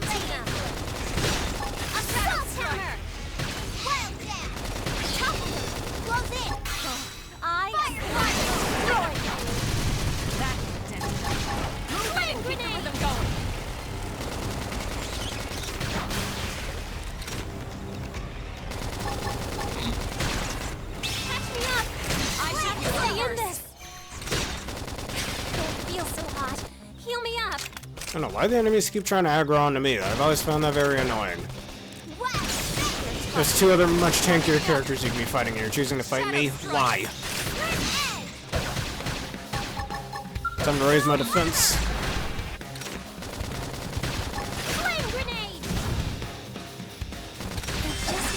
There we go. That's the level we need. Alright, now let's try to rematch that spider. You're no match for me, Spider-Man. Didn't have to be like this. No, I don't want to fight that thing.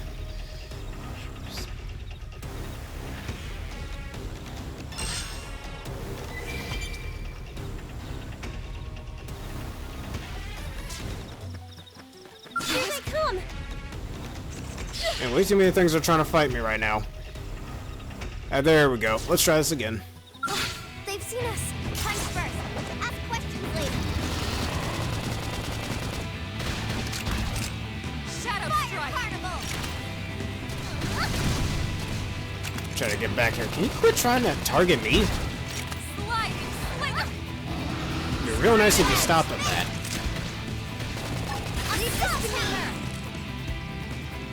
I don't know if the AI on this enemy is just programmed to attack the main character or something, but man, is that infuriating. Raise my defense. Use an aura! Get control of the battle! Sliding slinger! Frozen and smash. Now it's my No turn! holds barred.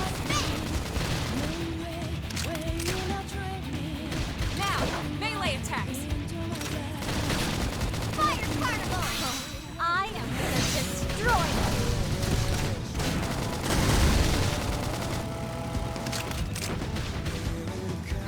Upper hand! Flame Cloak! Appreciate it. For a minute, Big target! Flame Cloak! I keep losing my balance. Nobody's taking us down. Assault Hammer! Nailed it! Now there! Not much else to this fight, really. Just another tutorial. We're dealing with this. You can't topple enemies in this game like you can in other Xenoblade games, though. I don't remember there being a launch feature like there is in Xenoblade 2 and 3. Can you quit trying to attack me? Good lord. Catch me up! I shall stay in this! Fire Carnival! Bring it down! Weaken him and lay it! Chrome Armor! Wow, And there we go. Down goes Mr. Spider-Man. See, a little leveling up never hurt. That's always a little easy to do, and you level up relatively fast in this game, unlike in Xenoblade 2. Nice work, Lynn. You fought well. You did too. Now let's get down to business and install that data probe. If we stay here for long, there's no telling what other playmates might show up. This beam of light indicates a frontier nav site. It marks the ideal spot to bury the probe. Alright, once again, another nice little tutorial for us. We can set up this probe. Okay, the probe should be ready for insertion. I'll just boot it up. Thanks, Lynn. The top half of the cylinder contains the probe itself. The bottom half is a laser. It dissolves the soil so the probe can burrow to the proper depth. We tried just planting them on the surface at first, but we kept running into problems with the local wildlife damaging the goods. Burying them is going to save us all a lot of time and headaches in the long run. We all set? Yes, ma'am. Whenever you're ready. Why don't you do the honors? You can launch it right from your comm device. Give it a try.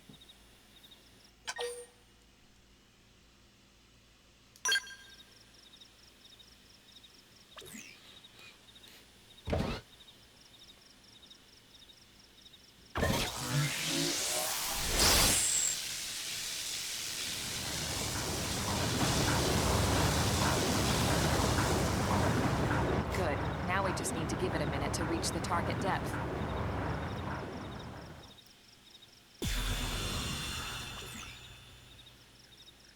And installation complete. We are now online with a solid connection to Frontier Nav. Excellent. See? At the end of the day, there's really not much to it. The hardest part was calculating the ideal probe locations. We need them spread out evenly to maximize data collection. Yep, planting probes is easy. And the more we plant, the more likely we are to find missing crew. So anytime you see a probe site, there's no excuse not to plant that sucker. That'll do it for your training. Let's head back to the barracks and report to Secretary Nagi. Alright, let's get the rewards that we've gotten from that boss fight. Alright, Frontier Nav Probe Site, or FN sites for short, are optimal locations to plant data probes, placing one with reveal segments recons of the surrounding segments. You can get to main menu map segments to see which segments contain Frontier Nav probe placement spots. I'm Lau, a Pathfinder, If we're gonna grow Frontier Nav, we need to install more data probes. To plant one, simply approach a vacant Frontier Nav probe site and press A. If you find a good spot, be sure to go ahead and claim it. It's common sense, really. Now all left is to report back to base, but first, I'll let you in on a secret. A giant beast like that is usually best engaged with a skill. Neutralizing a foe like that on foot, especially a tyrant, is pretty risky, so be careful about such things in the future, okay? I mean, this is a part of the tutorial, Elma. I'm sorry, but I had to take it down on foot. We don't have skills yet, and we won't have them for a while. Segment Recon shows the details of the tasks that needs to be performed in each segment. Each category is shown with its own icon. Resolving these increases your survey rates. If there is a segment Recon task still to address at your current location, a yellow hexagon area will be displayed on your minimap. This is known as the segment marker. The segment marker indicates the borders of the segments you're currently occupying. You can also go to the main menu map segments, then select a segment and press R to manually display the segment marker for that particular segment on the minimap. Manually set the segment markers will be displayed as a blue hexagon area even when you're outside their borders.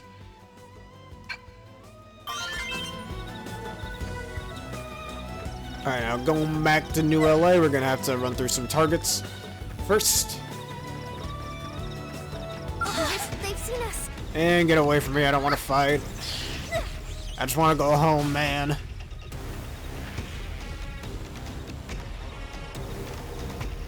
Where did they all come from? Reinforcements. Watch out. Bad news on the way.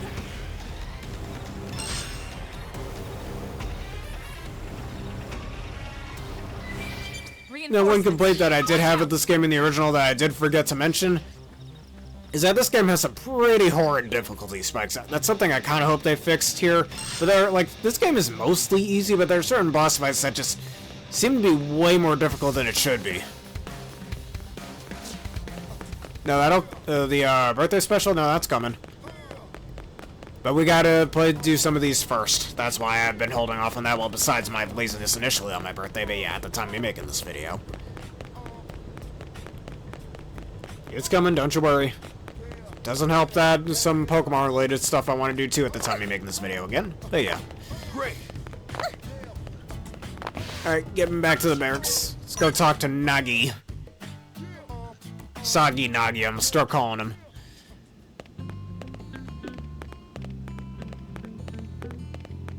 Hey, who's this joker?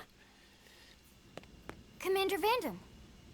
Huh, his name is Vandam? Well, Huh. now look what the cat. You know, if I had a nickel for each time a Xenoblade game had a character named Vandam in it, I'd have 3 nickels. Which isn't a lot, but it's weird that happened thrice. We could have come to meet you at HQ, you know. Indeed. Well enough, this is the first Xenoblade game to have a character named Vandam. Xenoblade 2 and 3 will later have a character named Vandam as well. That's And we very all integral to the enjoy story. being told what to do. Anyway, I hear you tangled with a tyrant, way out of your league, on a training mission, no less. That was reckless and goddamn magnificent. Alright, story mission complete.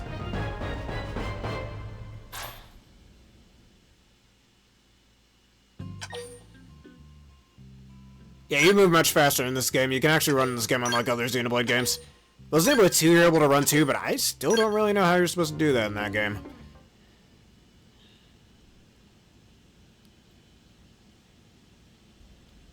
So, Commander, to what do we owe the pleasure of your visit here today?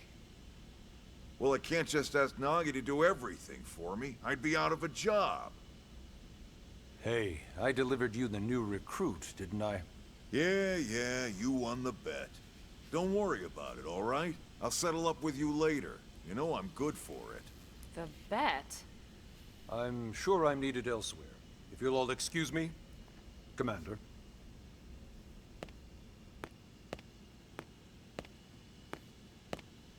Well, that wasn't obvious at all. Huh. Look at you two. I swear, you're like 2 children excited about a new toy. Look who's talking. I don't recall ever seeing you file a request to personally train a rescue before. Is that so odd? It is before we'd even asked her to become a blade, little Miss Stick in the Rear. Usually I ask when I don't get your slang expressions, but something tells me to just let that one go. Enough about that. Where are your manners, anyway? I still haven't been introduced to our new recruit here. Commander Vandam is Blade's top officer. In a past life, I was chief engineer on the White Whale. Same idea, basically. Someone has a problem, I fix it. You follow? Huh. Not much for conversation, are you? So you still haven't told us why you're here. From the look of things, I'm guessing this isn't a social call. You don't think? No. So let's cut the crap and get down to business. Ha! Sounds like you're learning my expressions just fine, Elma. Anyway, first we need Chatty Cathy here to choose a division and pull an assignment.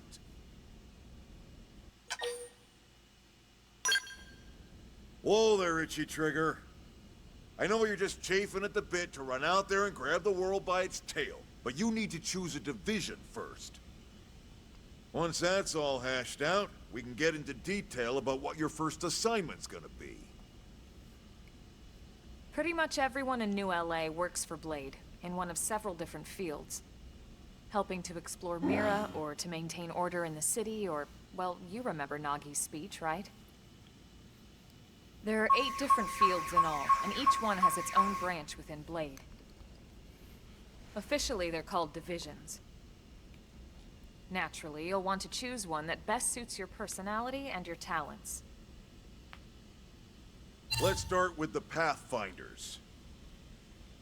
Pathfinder's #1 responsibility is planting data probes, like you did on your training mission.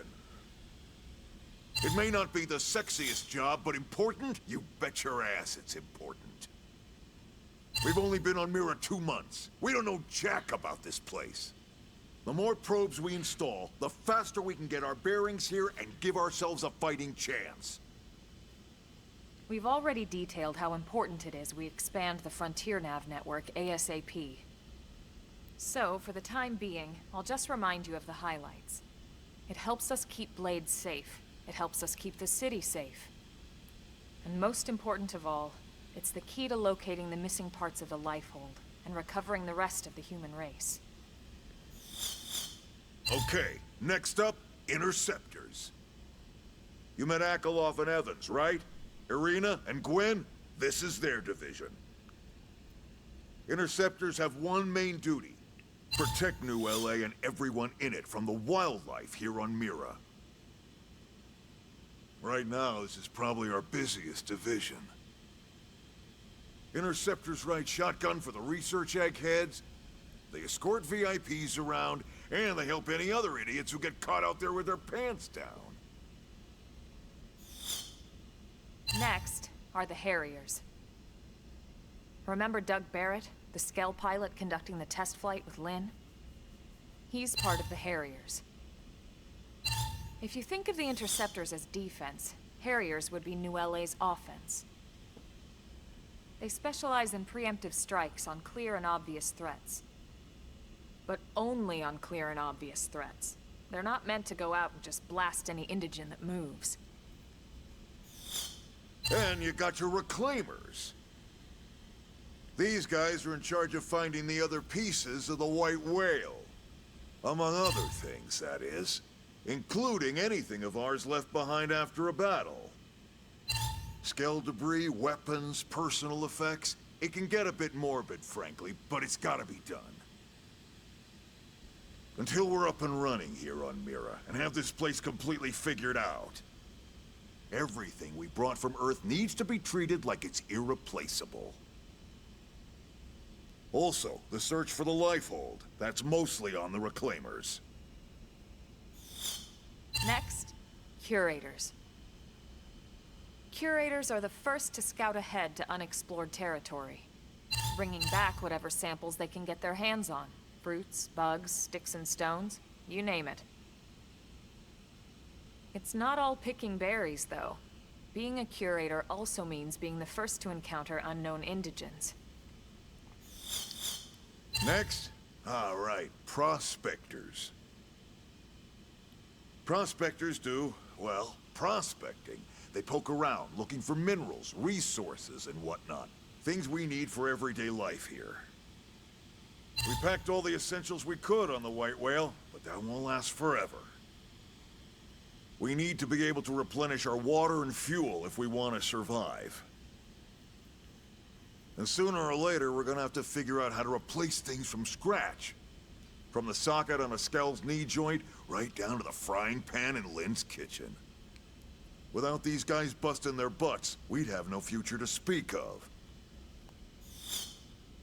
Next up, outfitters. All of our ground gear and Skell weaponry is developed in conjunction with private arms manufacturers, or AMs. Outfitters are Blade's way of supporting these AMs. They'll seek out anything that might inspire new weapon ideas, and even assist with testing new prototypes. Finally, the mediators.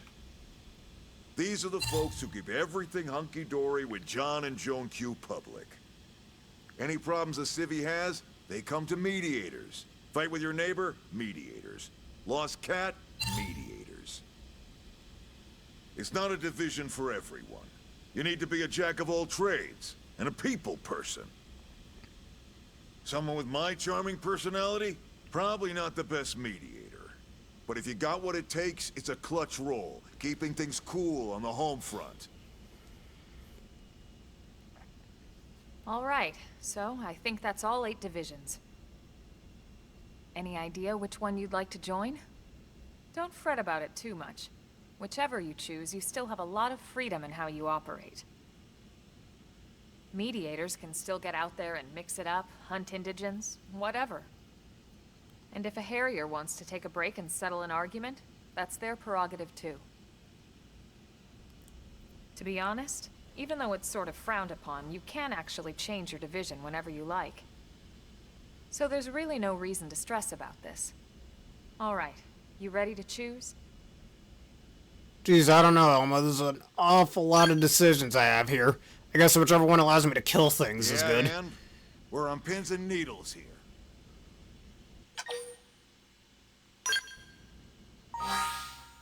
Well, no choice in picking hesitation, because you know the saying, he who hesitates is lost. But, alright, the Pathfinder's main task is to place data probes. Nah, you can always do that anyway, so it doesn't really matter. Priority is to protect the people in New LA from engine threats. The Harriers is pretty damn good, though. You can't get mad at that. I don't remember which class I chose on my old Wii U file, so... I'll say definitely not that one.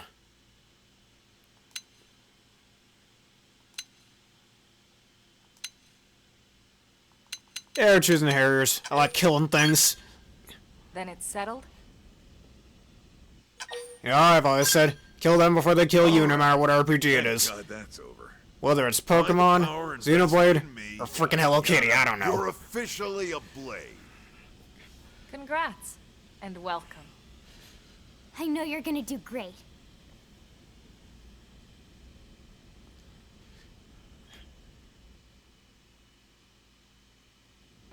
Now for the job.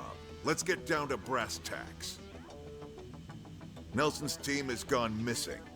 Last contact we had, they were installing a data probe out in eastern Primordia. Then, nothing. Nelson. Pathfinders, right? Are we talking indigents here or what? Your guess is as good as mine, but they did have a Skell with them. You'd think they could hold their own, or at least run away. All right, we're on it. We'll head to their last known location and go from there. Report whatever you find ASAP. Of course. Let's move out. Roger that. Alright, search for Nelson's missing team in southeast Primordia. Alright, 100 XP and 220,000 money. Yes, what's the problem with that? That was the reason I have that. But anyways, Chapter 3, Builders of a Legacy. You're officially a Blade now. Okay. Anyways, congrats, becoming one of us grants you access to a variety of services, including the shop terminal and the AM terminal, mission control, and more. Some services are still off limits at the moment, but I'll get back to you on those later. You're saying I'm a blade now? That's gonna be real funny when we get to Xenoblade 2, but whatever, considering this game came before Xenoblade 2. Ever wish you could zip straight back to a place you visited? Well, that's why we have fast travel, kids. Quality of life things in your games is always a good thing to put for players to save them time and headache. It allows you to instantly return to significant landmarks, as well as any Frontier Nav sites that have data probes installed. Just access the map to use it. I'll get to that in a second. Arms manufacturers, or AMs, supports us from the sidelines by developing new weaponry and gear, and by utilizing their services, we can support them too. Head to the AM terminal and Armory Alley to learn more about working with AMs to make new gear. Our missions comprise duties and requests received directly from the concerned parties, or via mission control. They are divided into 4 categories and provide rewards and affinities when completed. Mission stories, or story missions. These missions advance the game's main story. You can accept them in the Blade's barracks. Affinity missions. These missions heavily feature your team members. You can accept them whenever you see the relevant icon. Some of these you actually have to finish in order to progress with the story too. Keep that in mind. Normal missions. Mostly requests from NLA citizens or fellow Blades. You can accept them whenever you see the relevant icon. Basic missions. Simple tasks like defeating enemies or collecting items. You can accept up to 20 of missions control.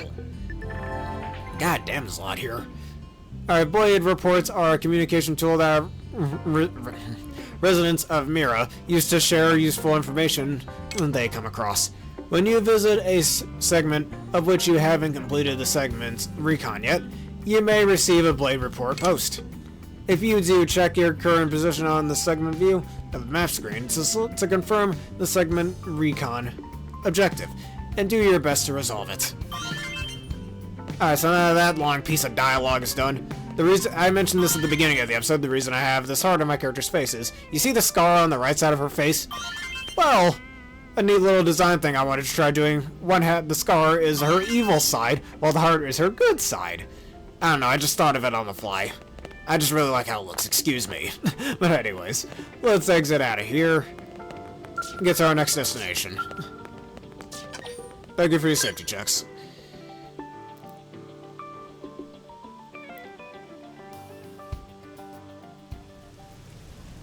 Alright, well, that's quite a ways away, goddamn. Well, let's see, we can take a look at our map system. And we can't exactly zoom out. I kind of wish there was a zoom out feature. Well, it's probably because we're specifically in New LA and not in Primordia. So, let's exit into Primordia first.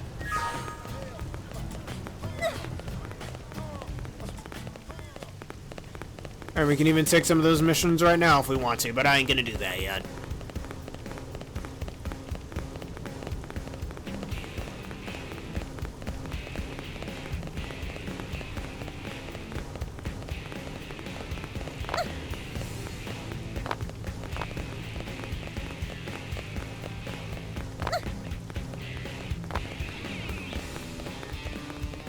Alright, now that we are in Primordia, let's try to look at the map again.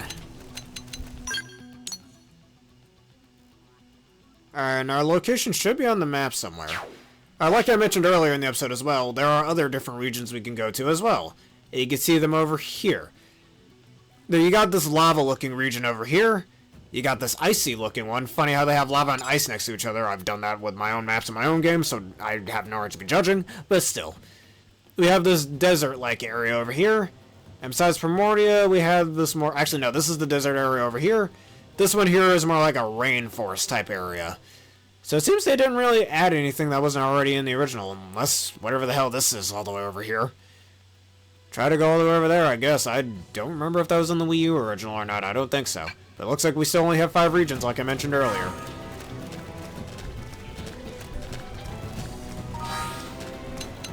Alright, Alright, we won't be able to fast travel all the way up there, sadly. So, we just do the old-fashioned thing. We get out here and we run like the Flash.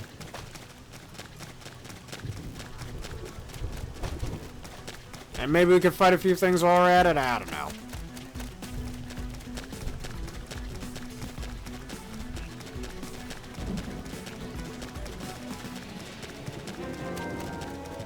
Eastgate, BC.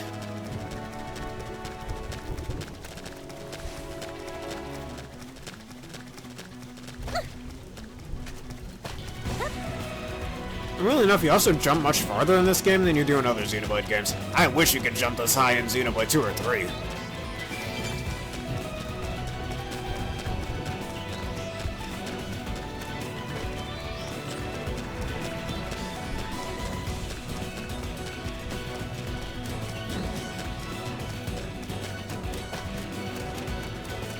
Looks like we gotta go all the way up there. So tell me, are my biceps... I also like how if you fall from a high enough length, your character will barrel roll when they hit the ground. That's pretty cool. Forgot to mention that. I'm gonna try to avoid these guys over here.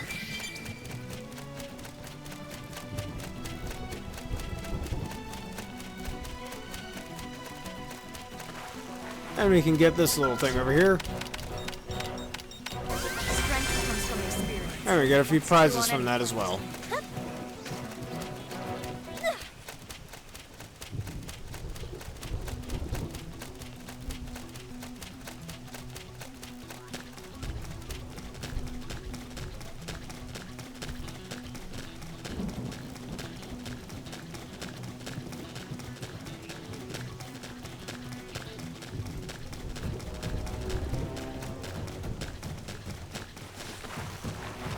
Nice and slow. Actually, wait, they're not going to attack us.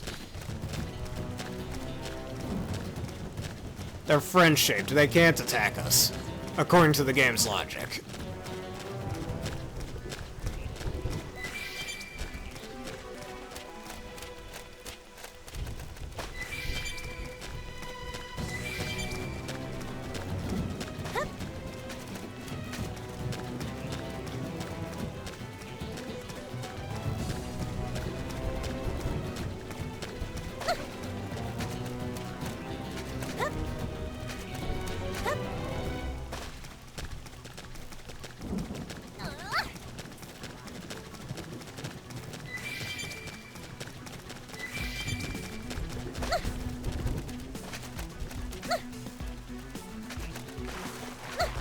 And like I mentioned earlier as well, there's going to be a lot of, let's say, parkouring to get to our destination in this game.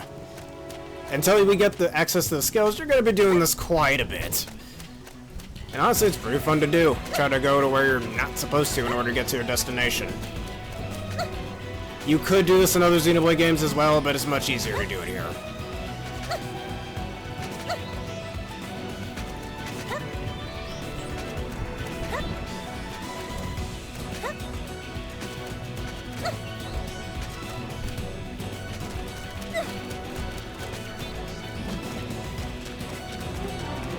Alright, Sea Swept Ridge.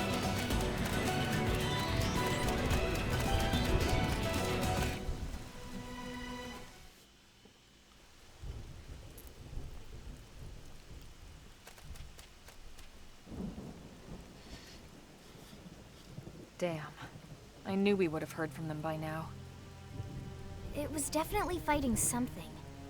But this damage, it's not the usual claw or bite marks.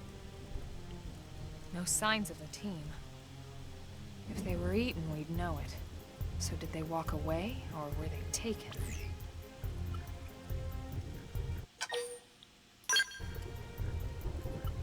Right. Either way, they couldn't have gotten very far. Let's keep looking. Hold up, Elma. Check this out. I'm picking up an Earth-based IFF signal coming from that direction. It's Pathfinder. That thing over there, maybe? It doesn't look natural, does it? No, it doesn't. It looks like trouble. And look at this. I'm picking up readings for other life forms, too. Multiple signals. moving around inside the structure.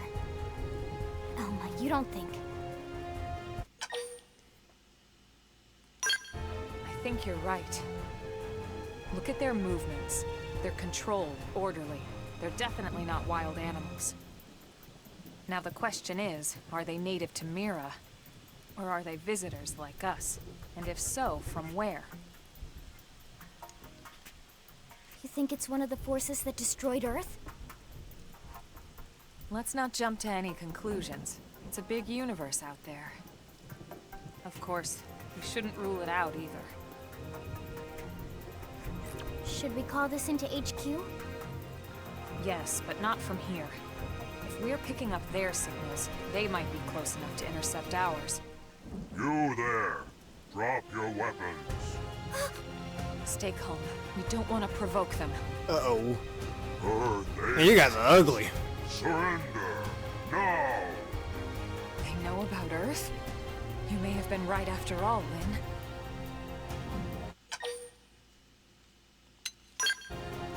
Stand down.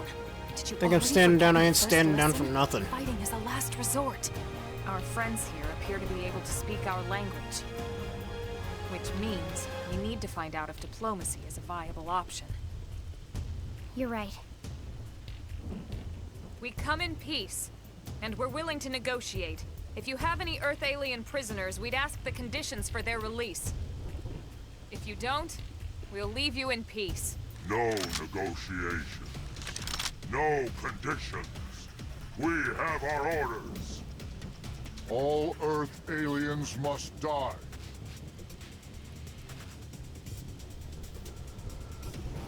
Like I told you, we're gonna fight them. Alright, cooldown, or quick cooldown unlocked. Before you start getting into scraps with Xenos, let me tell you about a new combat technique called quick cooldown. It sends a jolt of auxiliary energy, or aux energy, to your weapon, instantly recharging an art on cooldown and letting you use it again straight away. At cooldown, while selecting an art on cooldown. Okay then. Here they come! Engaging! Alright, well these guys over here are prone scouts. They're actually our main villain in this story. Or at least one of the grunt soldiers of our main villain in this story. And do some damage. Flame grenade! Fire! They're kind of similar to the Ardanian soldiers in Xenoblade 2 as well, only far less annoying. In terms of their voice, if you know the Xenoblade 2 memes, you know the Xenoblade 2 memes. That's a grenade. You can do it. Split edge! Upper hand. I'm in trouble. I don't remember that being in the original, either that or I just never really used it. Flame grenade! Little quick charge auxiliary thing. Wow! Use an aura. Get close to battle. Shadow strike. Assault hammer! Wild down! Alright, that's one of them dead. Hurts. And I unlocked something new. Infuriate! Wait. Does this mean... That could have dented. Alright, wait until they're forced because they can handle it, hopefully. Fire carnival!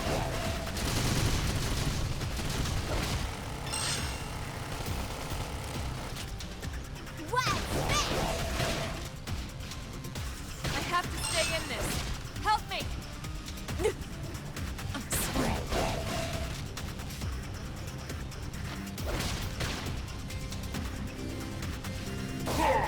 Alright, we gotta try that again, I guess.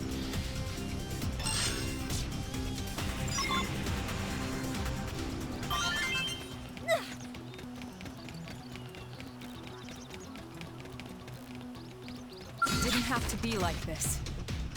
I'll strike first. Attack shadow fire! Frozen! Smash 'em! No holds barred! Watch me lay into it! Slide! Assault hammer! Wow! Now, melee attacks. Infuriate! Oh wait, that causes them to aggro onto me, which is not the best. I don't feel so hot. Let me heal me up! Appreciate it. Flame grenade! Flame grenade!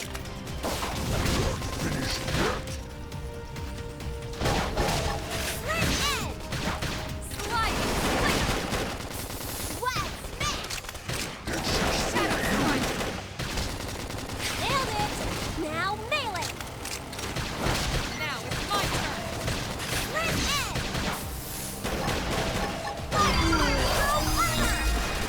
That's one of them down. Let's try it again.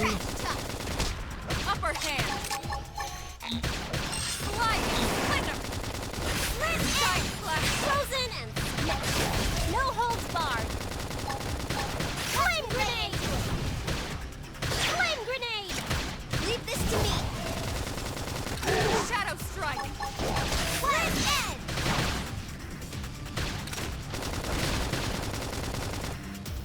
Use an aura. Get control of the battle. Sliding splinter. Pearl armor! Sorry.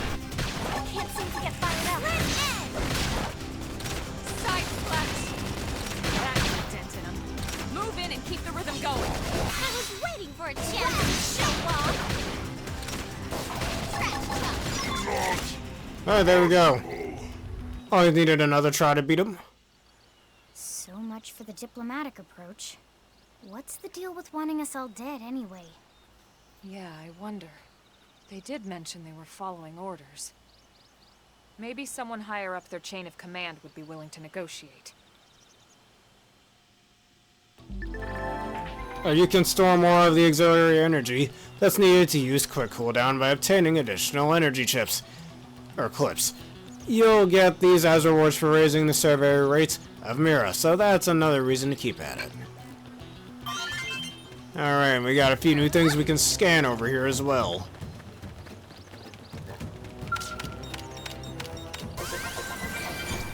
Actually, no wonder why I kept button mashing. I think in the original Wii U version you had to button mash for this, but here they just changed it to holding the A button. Interesting. I guess so it does less damage to your controller? I don't know.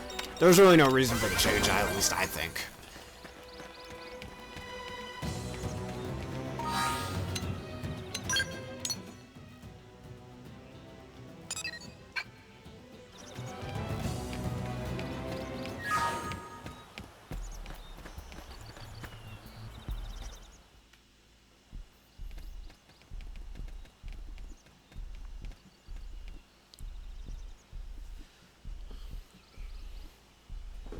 Lynn, can you give us an approximate location for that IFF signal? Let's see.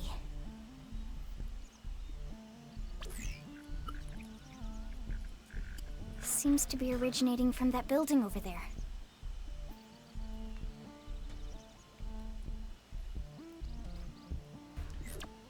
Then we'd better get moving. There's no time to lose.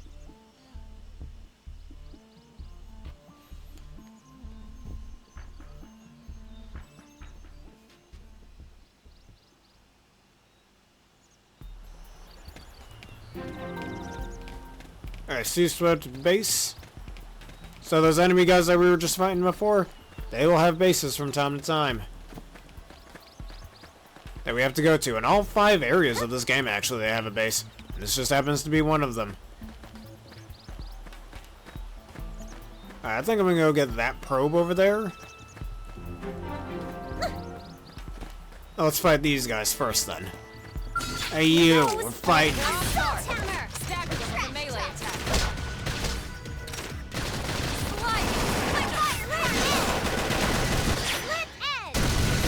Scream edge! Leave this to me! Move in and keep the rhythm going. Side slash.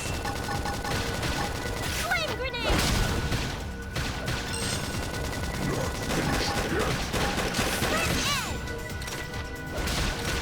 Upper hand.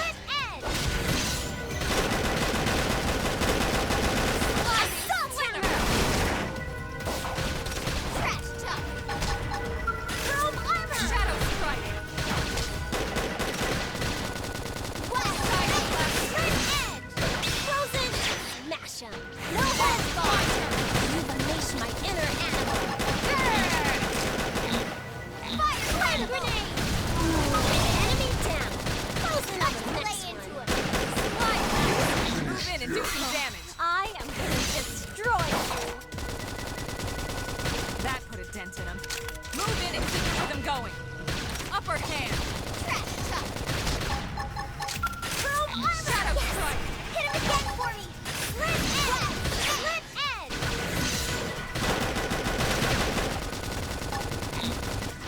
Slide knife. Move in and do some damage. Let's keep it up! And let's put this probe here.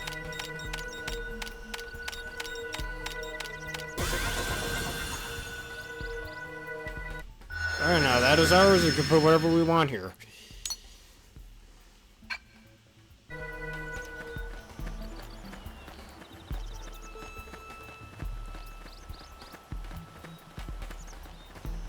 Alright, so we got more of these guys here. And we need to go up there, so...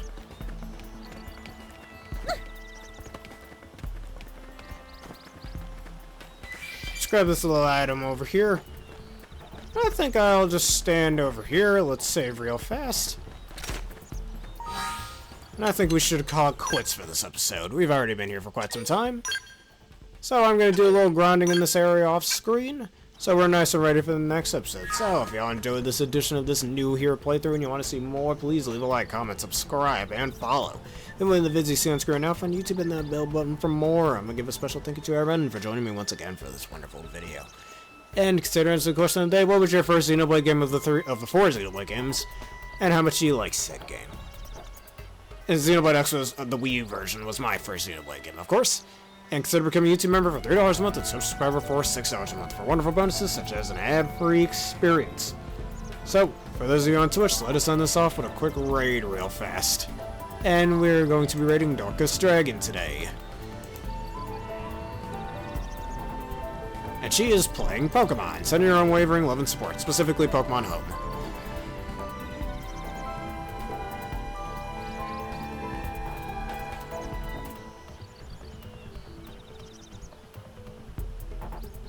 And thank you all for watching. Have a terrific day.